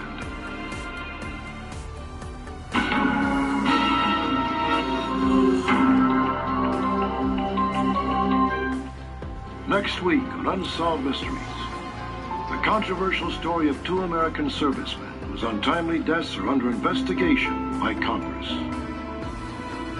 Army Sergeants Billy Ray Hargrove and Mike Carmichael were the best of friends, and both wanted to spend the rest of their lives in the military. But in 1992, just 6 weeks apart, Hargrove and Carmichael were both found hung to death. The Army ruled that the two men had committed suicide, but their families are convinced they were murdered. Join me next time for this intriguing case and more of Unsolved Mysteries.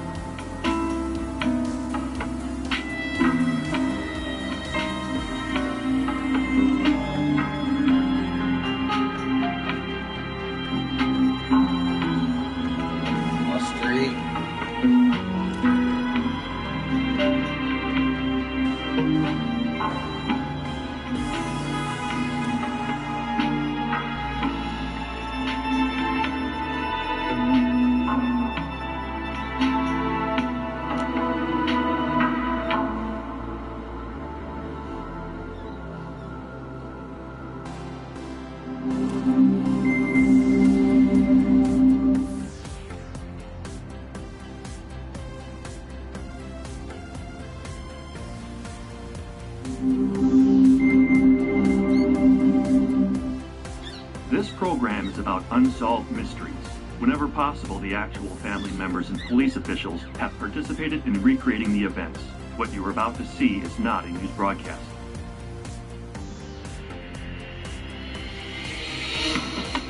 "30-year-old Army Staff Sergeant Billy Ray Hargrove wanted to spend his life in the military. But in February of 1992, Hargrove was found dead, hung by the neck in his own backyard.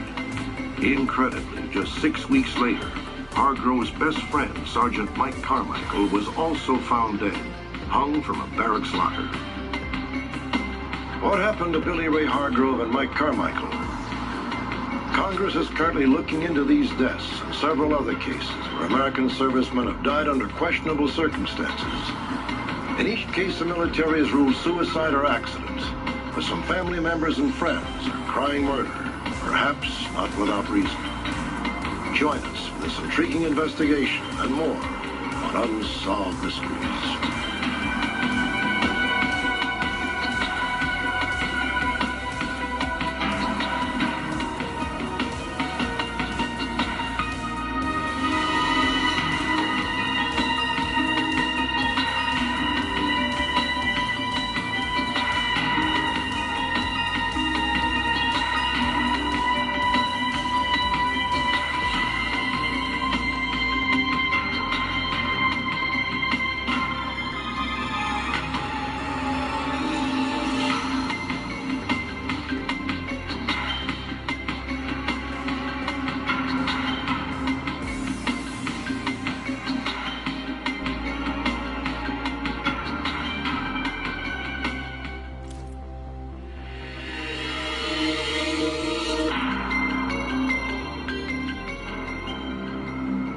In the early 1980s, the resort mecca of Miami, Florida, found itself in the midst of an urban crisis. First, the city was deluged by more than 120,000 refugees from Cuba. Among them were 30,000 hardcore criminals. Simultaneously, racial tensions were polarizing the populace, and in the summer of 1980, 6 days of rioting convulsed the city. In response, Miami doubled the size of its police force between 1980 and 1983. It was an unprecedented expansion, but the accelerated pace exacted a price. According to some, a handful of questionable applicants slipped through the screening process, and soon Miami had yet another problem: corrupt officers at the heart of its police department. It began almost quietly. The early abuses were minor shakedowns, and the targets small-time drug dealers.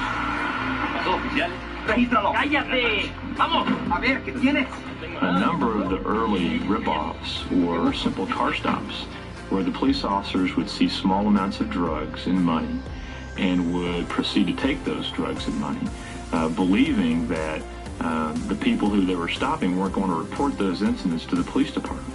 They felt that they were invincible as long as they stood together. As long as no one talked, it was their word against common thugs on the street. Nada! So these police officers succumbed to greed And they would go out and say that we're not harming law-abiding citizens. And that's how they rationalized and justified a lot of their crimes that they committed. Ahora, lárgate. Lárgate, no llegues rápido, vete. One of the most notorious of the rogue officers was Armando Garcia. In high school, he was associated with a group of drug users, ties he had been able to hide when he joined the police force. Garcia was not content with nickel and dime shakedowns.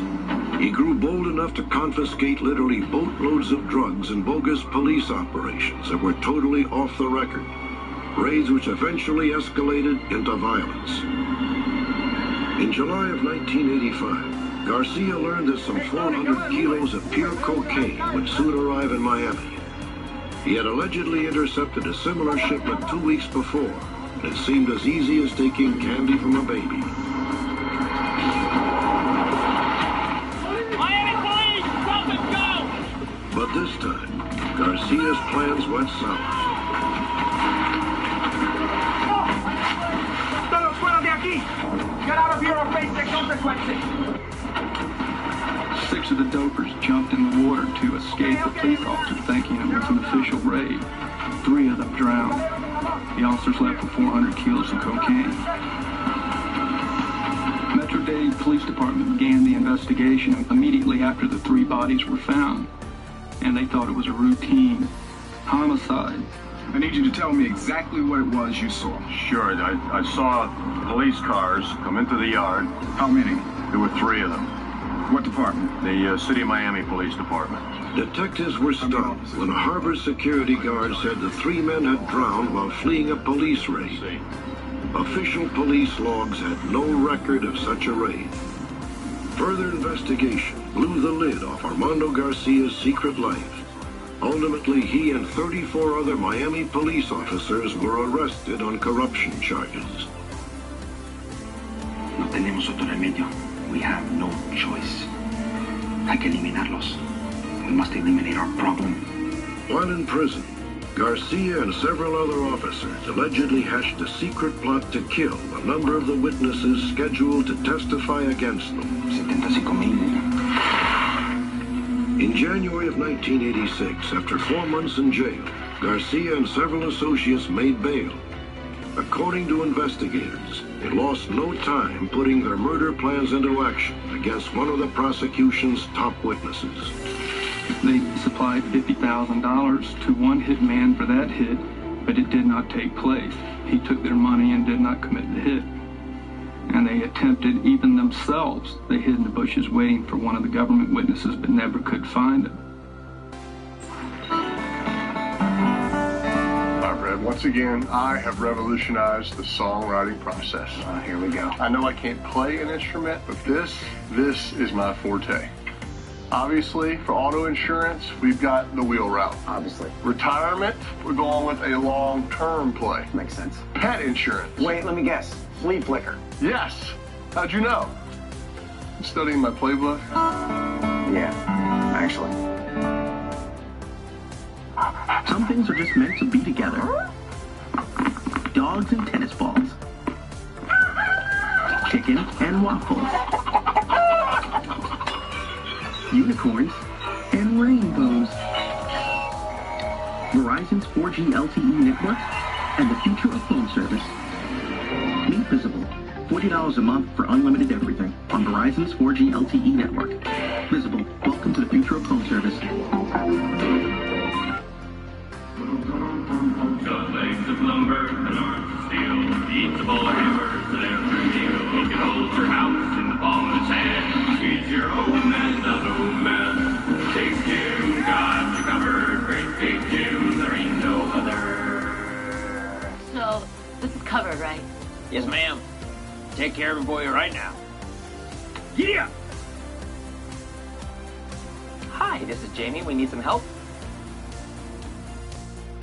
We're pretty different. We're all unique in our own ways. Somos muy diferentes. Verizon knows everyone in your family is different. There are so many of us doing so many different things. That's why Verizon lets everyone mix and match different unlimited plans.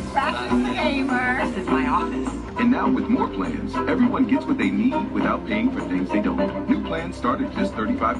The plan is so reasonable, they can stay on for the rest of their lives. Did you get that on camera? The network more people rely on gives you more.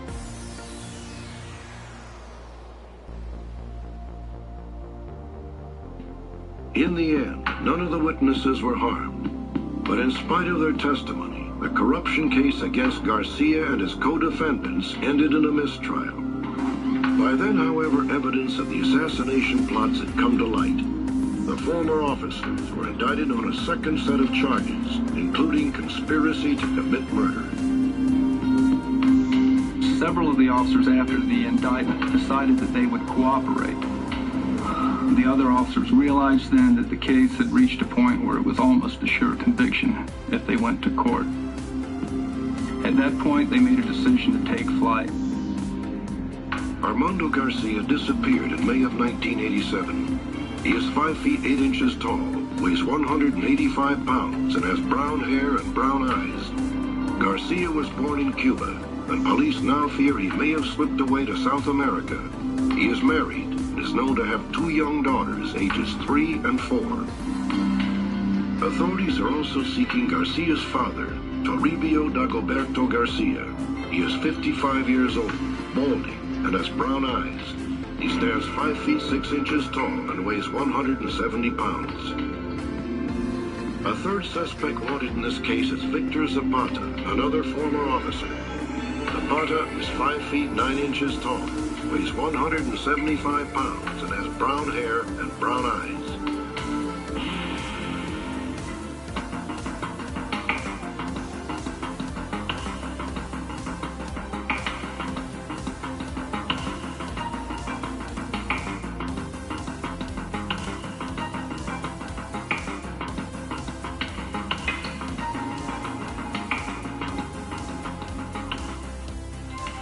Next, 2 friends turn out to be brother and sister.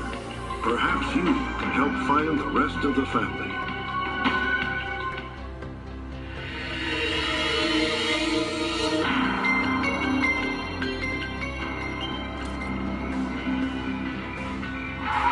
It was just 3 days before Christmas in 1964. A young woman from Flint, Michigan, named Faith Marie Brown, stole out for a late-night joyride with 2 friends.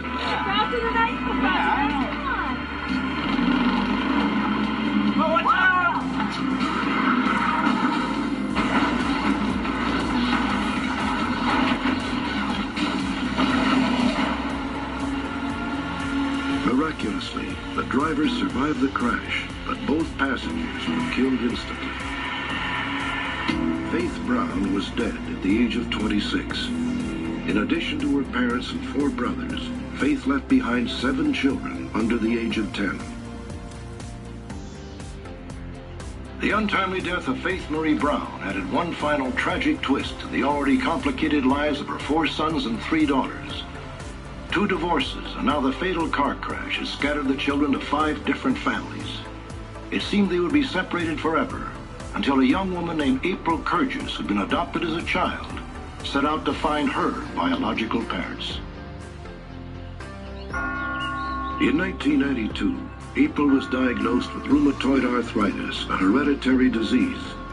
Concerned about her own children's health, April began her search, one with more than its share of surprises. It all started in the records office of Shiawassee County, Michigan. I told them that I knew my name was Michelle Brown at birth, and that my birthday was September 18th, 1961, and I was adopted, and I'd like any information available on my adoption. Oh, and there's another child named Brown. I kind of glanced over and I seen the name Michael Brown right underneath mine, and so I knew I had a brother. May I take a look at that? April was not permitted to examine the records. Strict regulations govern the release of adoption files, and April petitioned a county judge for access to the information. 3 days later, she received this letter. It contained the astonishing revelation that April had 4 brothers and 2 sisters. However, the key details that would allow her to find them had been omitted. April Curtis was trapped in a bureaucratic catch-22. I was a little bit upset that there wasn't more information released on the other brothers and sisters. We're all over the legal age, and it's, you know, we're all mature adults now, and we should be able to handle it. And I was a little bit upset that they wouldn't give us any more than they did, but yet thankful that they at least give me that much. I never even knew you were adopted. Yeah. Mike Galloway, the husband of April's best friend Deb, had also been adopted. He was especially curious about April's investigation. A while later, I mean, I knew that my birth name was Brown, but they weren't willing to divulge any other names. Your birth name is Brown? Yeah. That's funny. My adopted parents told me my birth name was Brown. Oh, you're kidding. Could I see the letter? Sure. When I showed Mike the letter, he looked at it in the paragraph where it said I had a brother born in Owasso in 1960. He kind of looked over the top of the letter and said I was born in Owasso in 1960, and my last name was Brown. We thought it would be funny if we were brother and sister, but we really didn't think that was a possibility. Brown's a common name, and when it was brought up, it's just like Smith or Jones or, you know, any other common name like that. So I'm the type of person that likes to see things in writing or in my face before I actually settle down to believe that it's true. The next morning, April met Mike and Deb at their house. Mike's adopted parents had often told him that he had a sister named Michelle. Try to find Michelle. Wait a minute. Did you say your sister's name was Michelle? Yeah. Michael, my real name is Michelle Brown. We knew it had to be that we were brother and sister. This is another coincidence. We jumped up and we hugged each other and Deb and just said, I can't believe I've known you for 8 years and now I find out you're my brother. This is too wild. I'm kind of glad that April and I didn't meet first and then start dating, you know, and end up getting married or something, because that would have been kind of shocking to have kids with your own sister, I suppose. Says our mother was married. Mike and April matched information from the county files with recollections primarily from Mike's adopted parents. Soon a picture began to emerge of their birth mother, Faith Marie Brown. Come on, we really need to talk about this now. Not in here. When she was just 16 years old, Faith had dropped out of high school to be married. By the time she was 20, she already had 4 children, including twin boys. Faith would lose them all when her young marriage ended in divorce. What are you talking about? They're coming with me, and if you try to fight me, Faith, I will take you to court. At the heart of the conflict was her husband's belief that another man had fathered the twins. She raising them either. Why are you doing this? Because I want to do what's best for the kids. Mike and April would later learn that their father was yet another man, 25 years older than their mother. From what we know, our mother had a very hard time at anything she ever done. She had kids one right after the other, and like she wasn't responsible for them. She would give them up for adoption, or they would eventually be taken away. I don't think she could really handle the responsibilities of having the kids. In 1962, Michigan Social Services took custody of April and Michael. 3 months later, their father and Faith had another daughter, Shannon. After Faith died, Shannon was put up for adoption, and the records sealed in county files. Okay, we can see My Fair Lady again. We believe that a gentleman by the name of Mr. Dennis is our father, and as far as we know or been able to find out, he is still alive. We'd like to be able to get in touch with him, more or less to say hi and see what kind of a person he's like. But if he doesn't want, even if he doesn't want a relationship with us, we would still at least like a chance to say hello. It's pretty frustrating because we have a lot of pieces of information, and it's like a puzzle that's missing half the pieces. I think it was fate that brought April and I together. I hope it's fate that brings April and I and our other brothers and sisters together. living in a small town like we do, we've wondered if some of the people we've met may be related to us, and we never knew it. We've had people say, do you have a sister that lives in St. John? Because you sure remind me of somebody. Well, before I'd say no, not that I know of. Well, now I can't say that. I may have. Together, April and Mike tried to locate their 5 lost siblings, William, Wanda, Shannon, and twins Keith and Kenneth, but none of their leads paid off until the night of our broadcast. Oh, like the broadcast, but that evening, 4 Faith Brown's missing children were watching. All 5 contacted our phone center within 24 hours. April and Michael quickly made plans to host a remarkable family reunion. They would soon be face-to-face with 2 sisters and 3 brothers, who until recently they didn't even know existed. The first to arrive were William, Shannon, and Wanda. Woo! All right. What are you up to? How you doing? When we started talking, I didn't want to stop. And it was like seeing old friends or something. It was overwhelming, joyous, happy, a whole bunch of emotions all wrapped up in one. When I hugged April, it was something, I don't know what it was just I felt something inside. And I noticed she keeps looking at me and I keep looking at her, and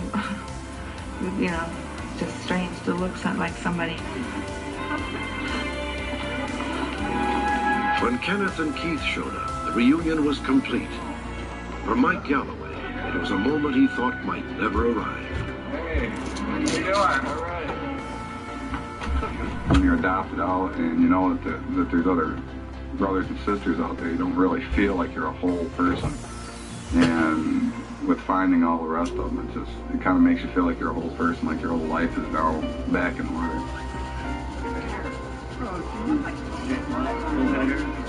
The party exceeded everyone's wildest expectations. With a total of 33 family members present, it's one of Unsolved Mysteries' largest reunions ever. Just knowing that there's family out there means a lot. Because it's a part of Mom. Now, with all the brothers and sisters being together, she'll live on with us forever now. And today I think she's been resting.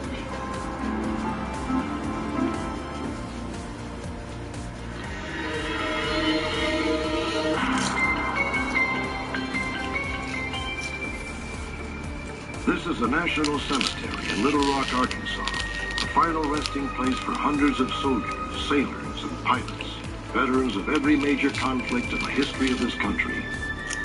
Also buried here are 2 men who are at the center of one of the most intriguing mysteries we have ever encountered. Recently, we came across this article in the Philadelphia Inquirer, which investigative reporter David Zucchino outlined the cases of 40 U.S. servicemen who died under questionable circumstances. Every case has been ruled either a suicide or a self-inflicted accident by the military. Yet in each instance, there seems to be evidence that defies the official ruling. In May of 1993, the families of 14 soldiers said to have taken their own lives testified before the House Armed Services Committee. Each family claimed their son did not commit suicide. Tonight we will be looking at 2 of the most baffling cases. The cases of Sergeant Billy Ray Hargrove and Sergeant Mike Carmichael. The Army has refused to participate in our broadcast and stands by the judgment that the 2 soldiers killed themselves. Both families say the Army is dead wrong. Mike didn't have nothing to die for. No more than Billy had to die for. Neither one of them committed suicide. They didn't do it. Billy Ray Hargrove and Mike Carmichael led similar lives and suffered similar deaths. Both had planned careers in the military since childhood. Both had joined the Army in their teens and become the best of friends as they climbed the ranks. Both had married Korean women while stationed in the Far East. Tragically, Billy Ray Hargrove and Mike Carmichael died within 6 weeks of each other, and according to the Army, they committed suicide in a similar manner. During Operation Desert Storm, Billy Ray Hargrove and his outfit were sent from their base in Germany to Saudi Arabia. However, the conflict ended before the platoon saw active duty. This is a fire drill, not for an actual fire. She's not, like a real firefighter. This is an 8 a.m. meeting that was originally a 4 p.m. meeting, and her biggest critic, Neil from research, is attending it. And with 8 less hours to prepare a Diet Coke strawberry guava canned breakfast, she's nailing it. Research this, Neil. It was a tough call, but our new senior VP goes to Mike.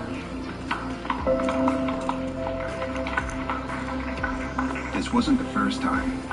Claire had been passed up for promotion.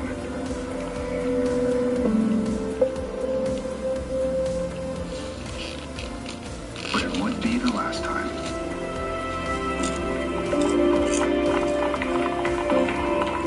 Upload your resume on Indeed.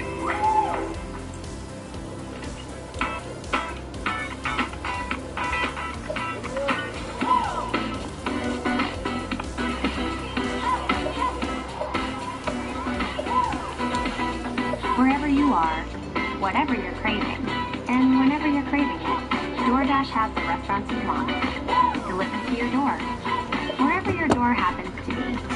Download DoorDash, and most restaurants across America first order $0 delivery fee.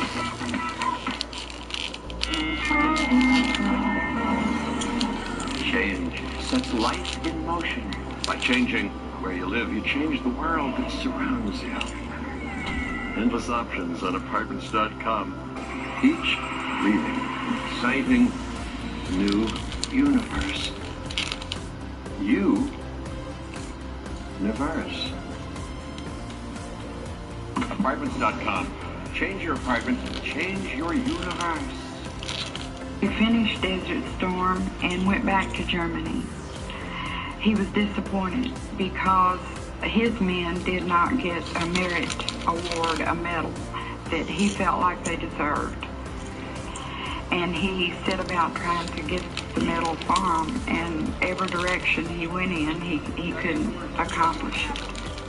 We're wondering when you'd recommend us for the Desert Storm decoration. Billy Ray, I appreciate everything you and the men did during the campaign. But since the unit did not go into combat, I'm refusing the application. Sir, I understand your point, but the men were just... I decided to refuse the application. Billy Ray could not accept the Army's decision and made a questionable decision of his own. He forged his superior's signature on the appropriate documents. A short time later, his men received their medals. A few months passed. In June of 1991, Billy Ray arrived in Korea for another tour of duty. At the airport, he met his wife, Kim, and unexpected trouble. Sergeant Hargrove? Yes, sir. I'm here to place you under arrest for treason. We'll remove the Desert Storm commendation. Sir, what's this about? Take him into custody with you. Just come with me. I'll call you. I'll call you. Billy Ray called me January the 28th and told me, Dad, I think I'm going to get out of the military. I've had all of it I can stand. And he said, I'll probably be home by June. Billy Ray's court-martial was not his only problem. In particular, his marriage to Kim had begun to fall apart. Billy Ray began making plans to divorce her. I had visited their house, and they were fighting a lot, and there was a lot of jealousy. She was constantly accusing him of having a girlfriend and having a child somewhere that she didn't know anything about, and it wasn't true at all. Well, I don't think they're going to kick me out. I may lose some rank, but I'm going to re-up. I think it's the right call, man. I've been telling you that. Yeah, you're right. Another 8 months passed.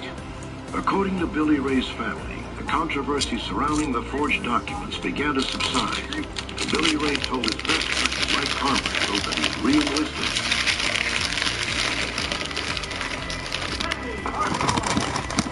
February 20th, 1992, the day of Billy Ray Hargrove's death. Billy Ray had missed a summons to report to duty, and at 9:20 a.m., one of his fellow sergeants showed up at his doorstep. Hey, Billy, where you been? I was just having breakfast. Did you not hear the siren? No, we had our drill. Yeah, the captain's going ballistic. Oh, yes. Tell him I'm on my way. Okay, good deal. See you later. Inexplicably, Billy Ray never reported for duty. Instead, he took his dog for a walk.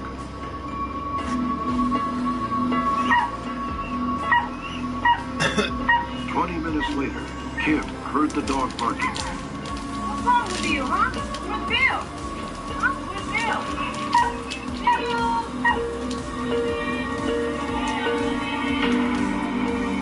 Kim found Billy Ray hanging by the neck from a nearby tree. Bill, what are you doing? An alleged suicide note was found in Billy Ray's pants pocket. It read in part, "My life is really screwed up now, and I just don't know how to fix it. I've been thinking a lot about taking my life for a long time now. Goodbye." Signed, William R. Hargrove. However, Billy Ray's mother questions whether he wrote the note. I looked at the writing, and I did not believe it was his writing. It did not look to me like his writing. The Army acknowledges a possibility that the suicide note might not have been in Billy Ray's handwriting. Even so, they ruled that he had killed himself, speculating that he had been driven to suicide by his upcoming court-martial and divorce. He was not the type of person to commit suicide, no matter what. Especially putting a rope around his neck. I just could not believe it, and I still don't believe it. Something happened to him, but he did not commit suicide. The autopsy report yielded another piece of mysterious evidence that seemed to bolster Sue Nunnally's claim. Billy Ray had unexplained abrasions and lacerations on his face and hands. That would indicate to me that someone had been in a scrape or a fight, but the military, in their report, didn't question anyone or ask where the scratches come from. They just ignored them. Billy Ray Hargrove was laid to rest on March 4th, 1992. One of the mourners at his funeral was his old friend, Mike Carmichael. I do know that there was one part of the scripture. When I finally did meet Mike, it was at Billy's funeral, when he brought Billy's body back home. And he told me, he said, "Art, that we'll give them hell. We're going to make them pay, the SOBs, pay for what they done." After the service, Mike returned to the Hargroves' house with Billy Ray's family. He looked at me and he promised, and he told me that if it was the last thing he ever did, he was going to find out what happened to Billy Ray. Just don't do anything until you hear from me. Okay. Bye. Mike Carmichael's uncle Oscar served in the Marines for 20 years. He is now suffering from emphysema and told us that Mike believed there was a larger conspiracy involved. And there had been 3 other Army personnel there in Korea that had supposedly committed suicide. And my nephew told his birth mother, said, "Don't be surprised if I'm not next." On March 22nd, 1992, Mike Carmichael returned to Korea and immediately began his own investigation. He and his wife Sun Hee visited Billy Ray's widow Kim and collected Billy Ray's personal papers. Included was a letter Billy Ray had written to his father a few days before the hanging, but Harvey Hargrove says he never received the correspondence. He was supposed to have written me a letter sometimes in February. I don't know when, but he was supposed to have written me a letter. And I'm sure if I could find that letter, it would explain everything. Mike continued collecting Billy Ray's papers and stored them with his own papers in a metal box. Mike instructed his uncle Oscar that if anything were to happen to him, Oscar should immediately obtain possession of the box. But Mike never revealed its contents. I'll see you in the part of that, all right? April 3rd, 1992, Mike Carmichael's 38th birthday. At 10 p.m., he received an unexpected phone call ordering him back to the base. By the next morning, Mike had still not returned home. 제가 부대에다가 전화를 했어요. On Sunday morning, I called the Army base to find out where my husband was. I talked to a security guard. I was told that he did not see my husband. So I asked him to try to knock on the door of his barracks room. He said that there was no response and the door was locked. 저희 남편은 보지를 못했다고. An hour later, Sun Hee found her husband's body in his barracks office. He was hanging from a locker and had been dead for several hours. The Army investigation was completed within a few days. They concluded that Mike Carmichael had taken his own life because he was despondent over financial matters and Billy Ray's death. Mike's wife has accepted the ruling. However, his mother and Uncle Oscar have not. I think he was angry. And I think he was going to direct his anger towards finding out the reason why or who caused his friend or killed his friend. He was happier than I had seen him in a long time, due to the fact that him and Son E had just gotten married in July. They were just like a couple of overgrown kids, really. And he had that, he had his retirement to look forward to. There was no way that Mike would take his life and take the chicken way out. Oscar Carmichael soon joined forces with the Hargrove family. They launched a letter-writing campaign asking for the official reports from the military. Unsatisfied with the Army's response, they contacted the office of U.S. Congressman Jay Dickey.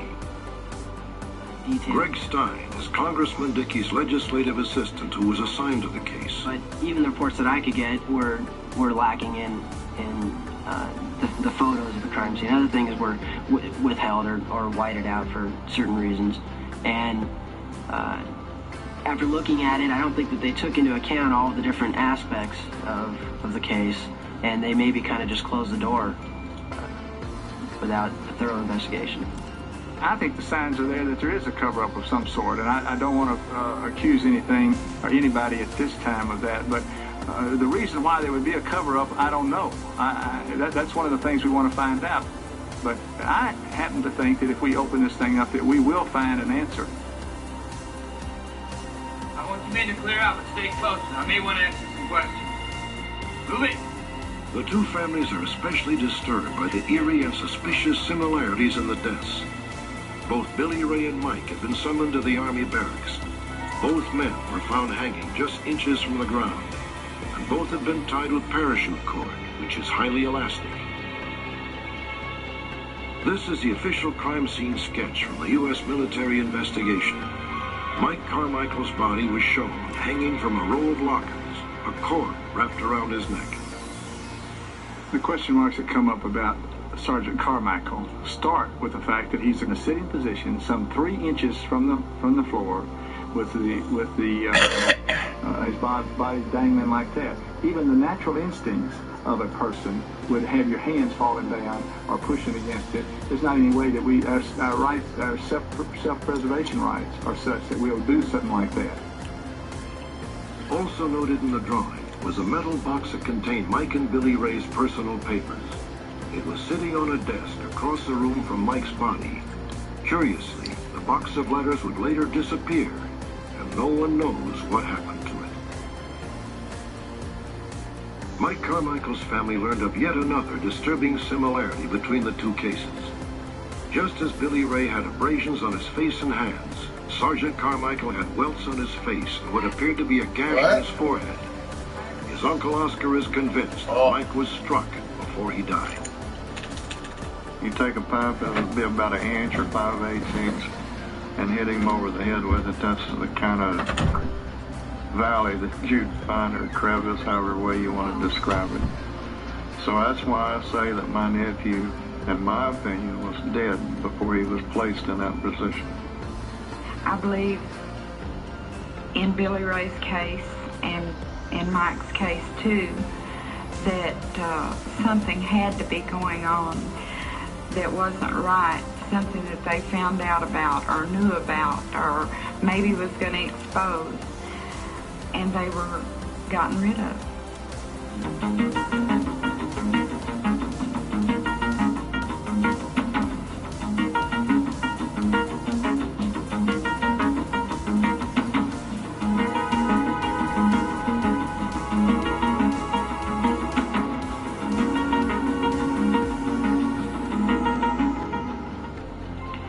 When we return, the intriguing disappearance of Charles Horvath.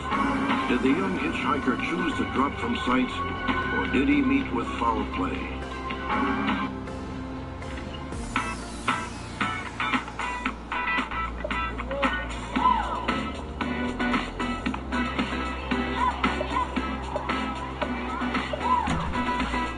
Wherever you are, whatever you're craving, and whenever you're craving it, DoorDash has the restaurants you want delivered to your door. Wherever your door happens to be. Download DoorDash in most restaurants across America. First order $0 delivery fee. Man, nobody thought I could create something like this. I built this place with my bare hands.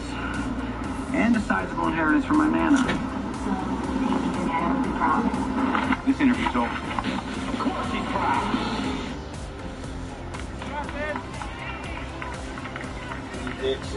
Lemonade. Made with real lemons. Great choice for a hot summer day. Just as good as signing your son up for TiVo. Go!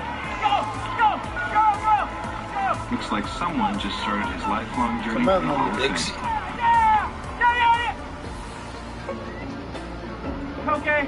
Well, maybe the journey starts next season.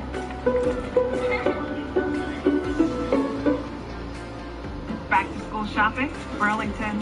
Help me. We're not shopping at 10 different stores. And we're not spending a fortune. Burlington has everything they love for back to school. Look at us. We get it all without shopping all over town. And I save a ton. I've got everything for my dorm room. Cool shoes! And when they look great, they feel great. And who knows? They may actually have more confidence in school. I love the brand. I love the deal. Back to school. Problem solved. Buddy. We love Come here, Burlington. buddy. Come here.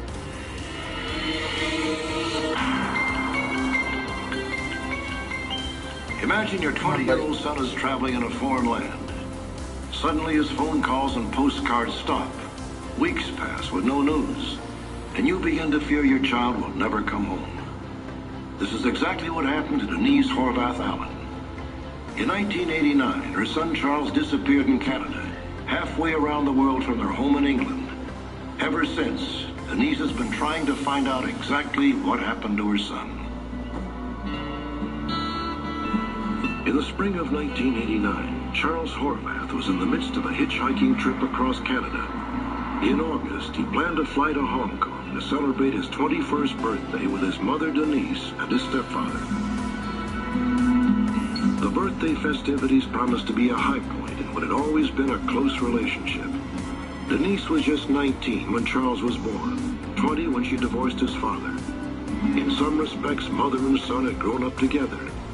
But before Denise could make final arrangements for the trip, Charles disappeared.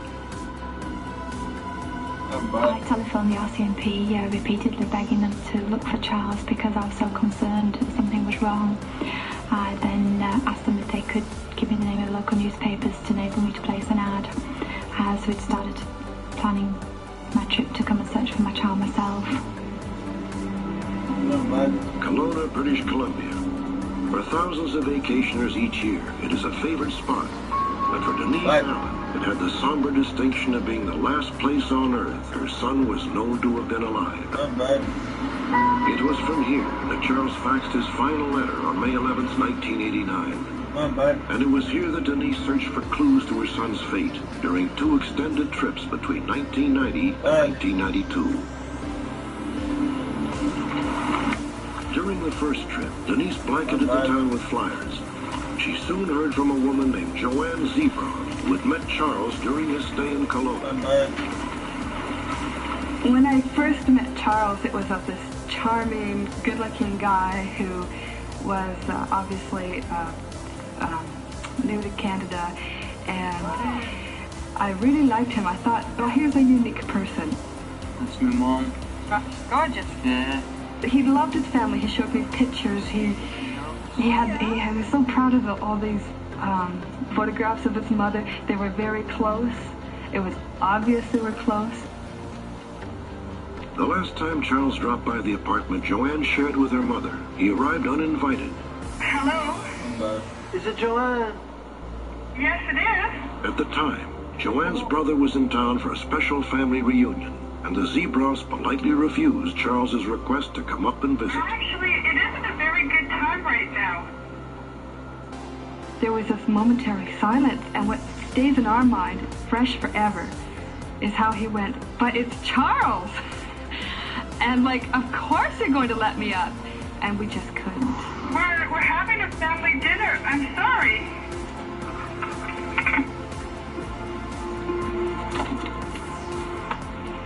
Joanne told Denise that the brief chat was her last contact with Charles. To Joanne's best recollection, the episode had taken place in May of 1989, the same month Denise had last heard from Charles. You keep telling me that you're afraid for his safety. Why? Leads began streaming in. Denise soon learned that while he was in Kelowna, Charles had stayed in a campground located in a rough part of town. Who else was there? Can you remember anybody else? In spite of the campground's unsavory reputation, Denise knew that she had no choice but to go there and investigate. I wanted to go over to the campsite to inquire, but I was very apprehensive of going. Eventually I was full of courage and went across to see them, to see if they remembered Charles.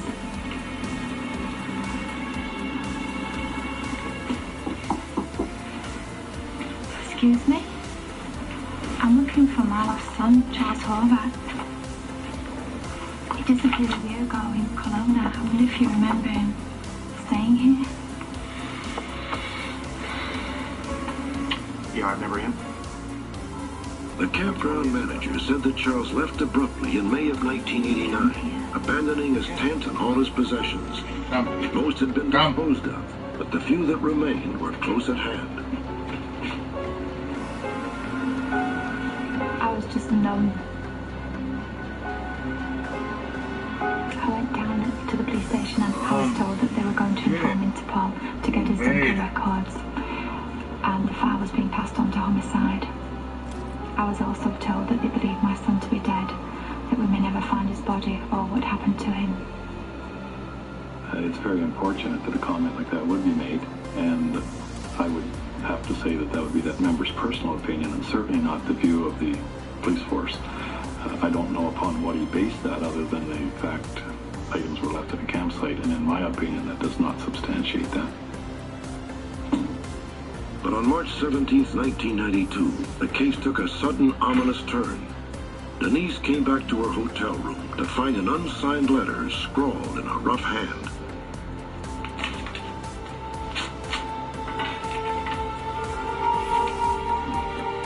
I seen your ad in the paper, looking for your son.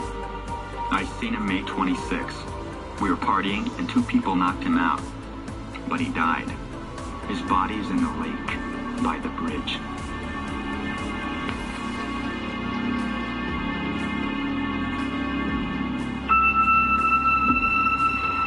Lake Okanagan, just outside of Kelowna, is one of the deepest lakes in the world. Local divers immediately volunteered to look for the body of Charles Horvath. For 5 days, the search yielded nothing, but the mysterious informant was apparently watching the divers' every move. Denise received a second note saying they were looking on the wrong side of the bridge. We're stopping every 10-15 feet. Equipped with a submersible camera, the divers began to search at the new location. 1 day later, they told police that they had found a body. The fear in the young officer's eyes told me that he thought it was Charles. The total panic on their faces. I was hysterical and battle crying. Dog dick over here. Any parent. Dog dick. I just couldn't couldn't believe that he was dead. Even before authorities had identified the corpse, local papers were trumpeting the news that the body was that of Charles Horvath. The coroner came to see me at the motel. I asked him if it was Charles. Was it? No. I asked him if it was good news or bad, and he said it wasn't Charles. The dead man was later identified as a 64-year-old Kelowna resident, a probable suicide. Police now believe that the anonymous notes were hoaxes and the discovery of a body just a coincidence. Once again, it seemed that Charles must be alive. Then a man named Gino Borden came forward, claiming to have seen Charles just before he disappeared. Gino and his son had pitched their tent near Charles while he was at the campground.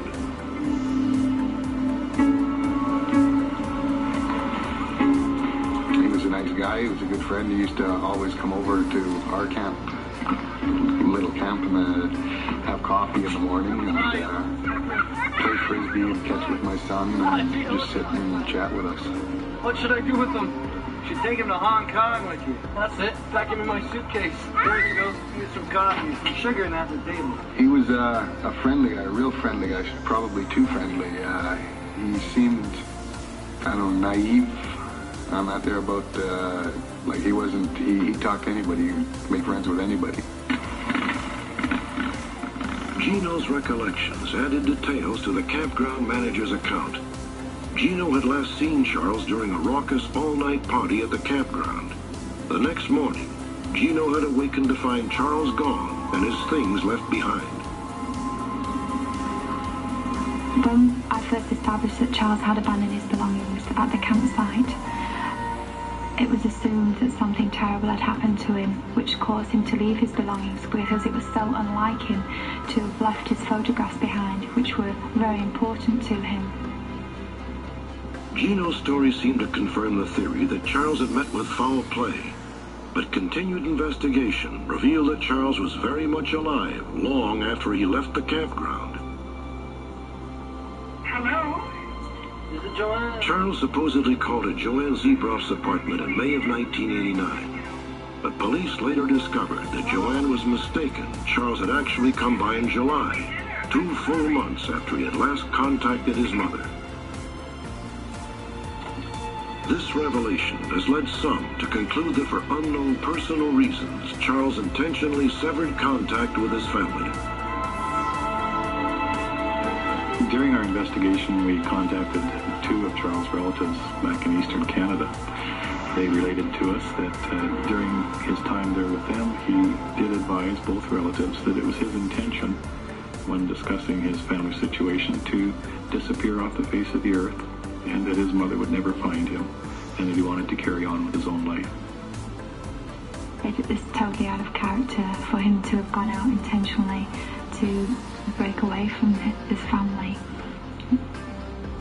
because he wasn't that kind of boy. He may have tried to imply to people who he wanted to impress that he didn't need his mum. What 20-year-old that does need the mum, or would admit to needing them? It's not very macho.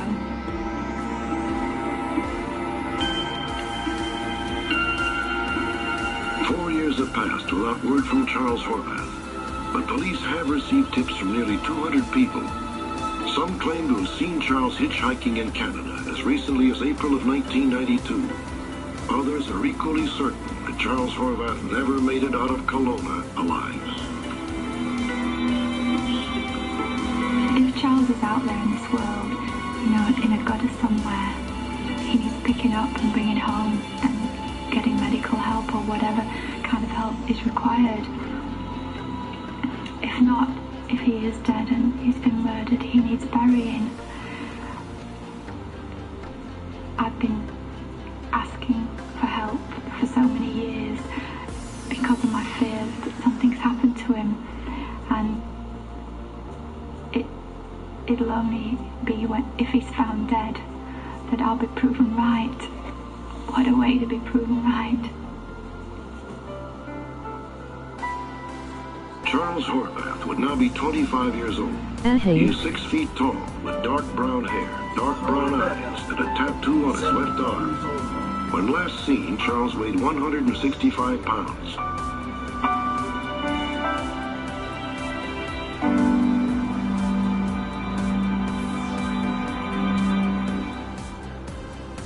On our next Unsolved Mysteries, when a 17-year-old girl disappeared in 1974, her family became convinced that she had been abducted by members of a renegade motorcycle gang. The girl's mother soon embarked on a dark journey into the biker subculture. Nearly 20 years later, she believes her daughter is still alive, still perhaps being held against her will. Join me next time for an all-new show. Perhaps you may be able to solve a mystery. Nigga.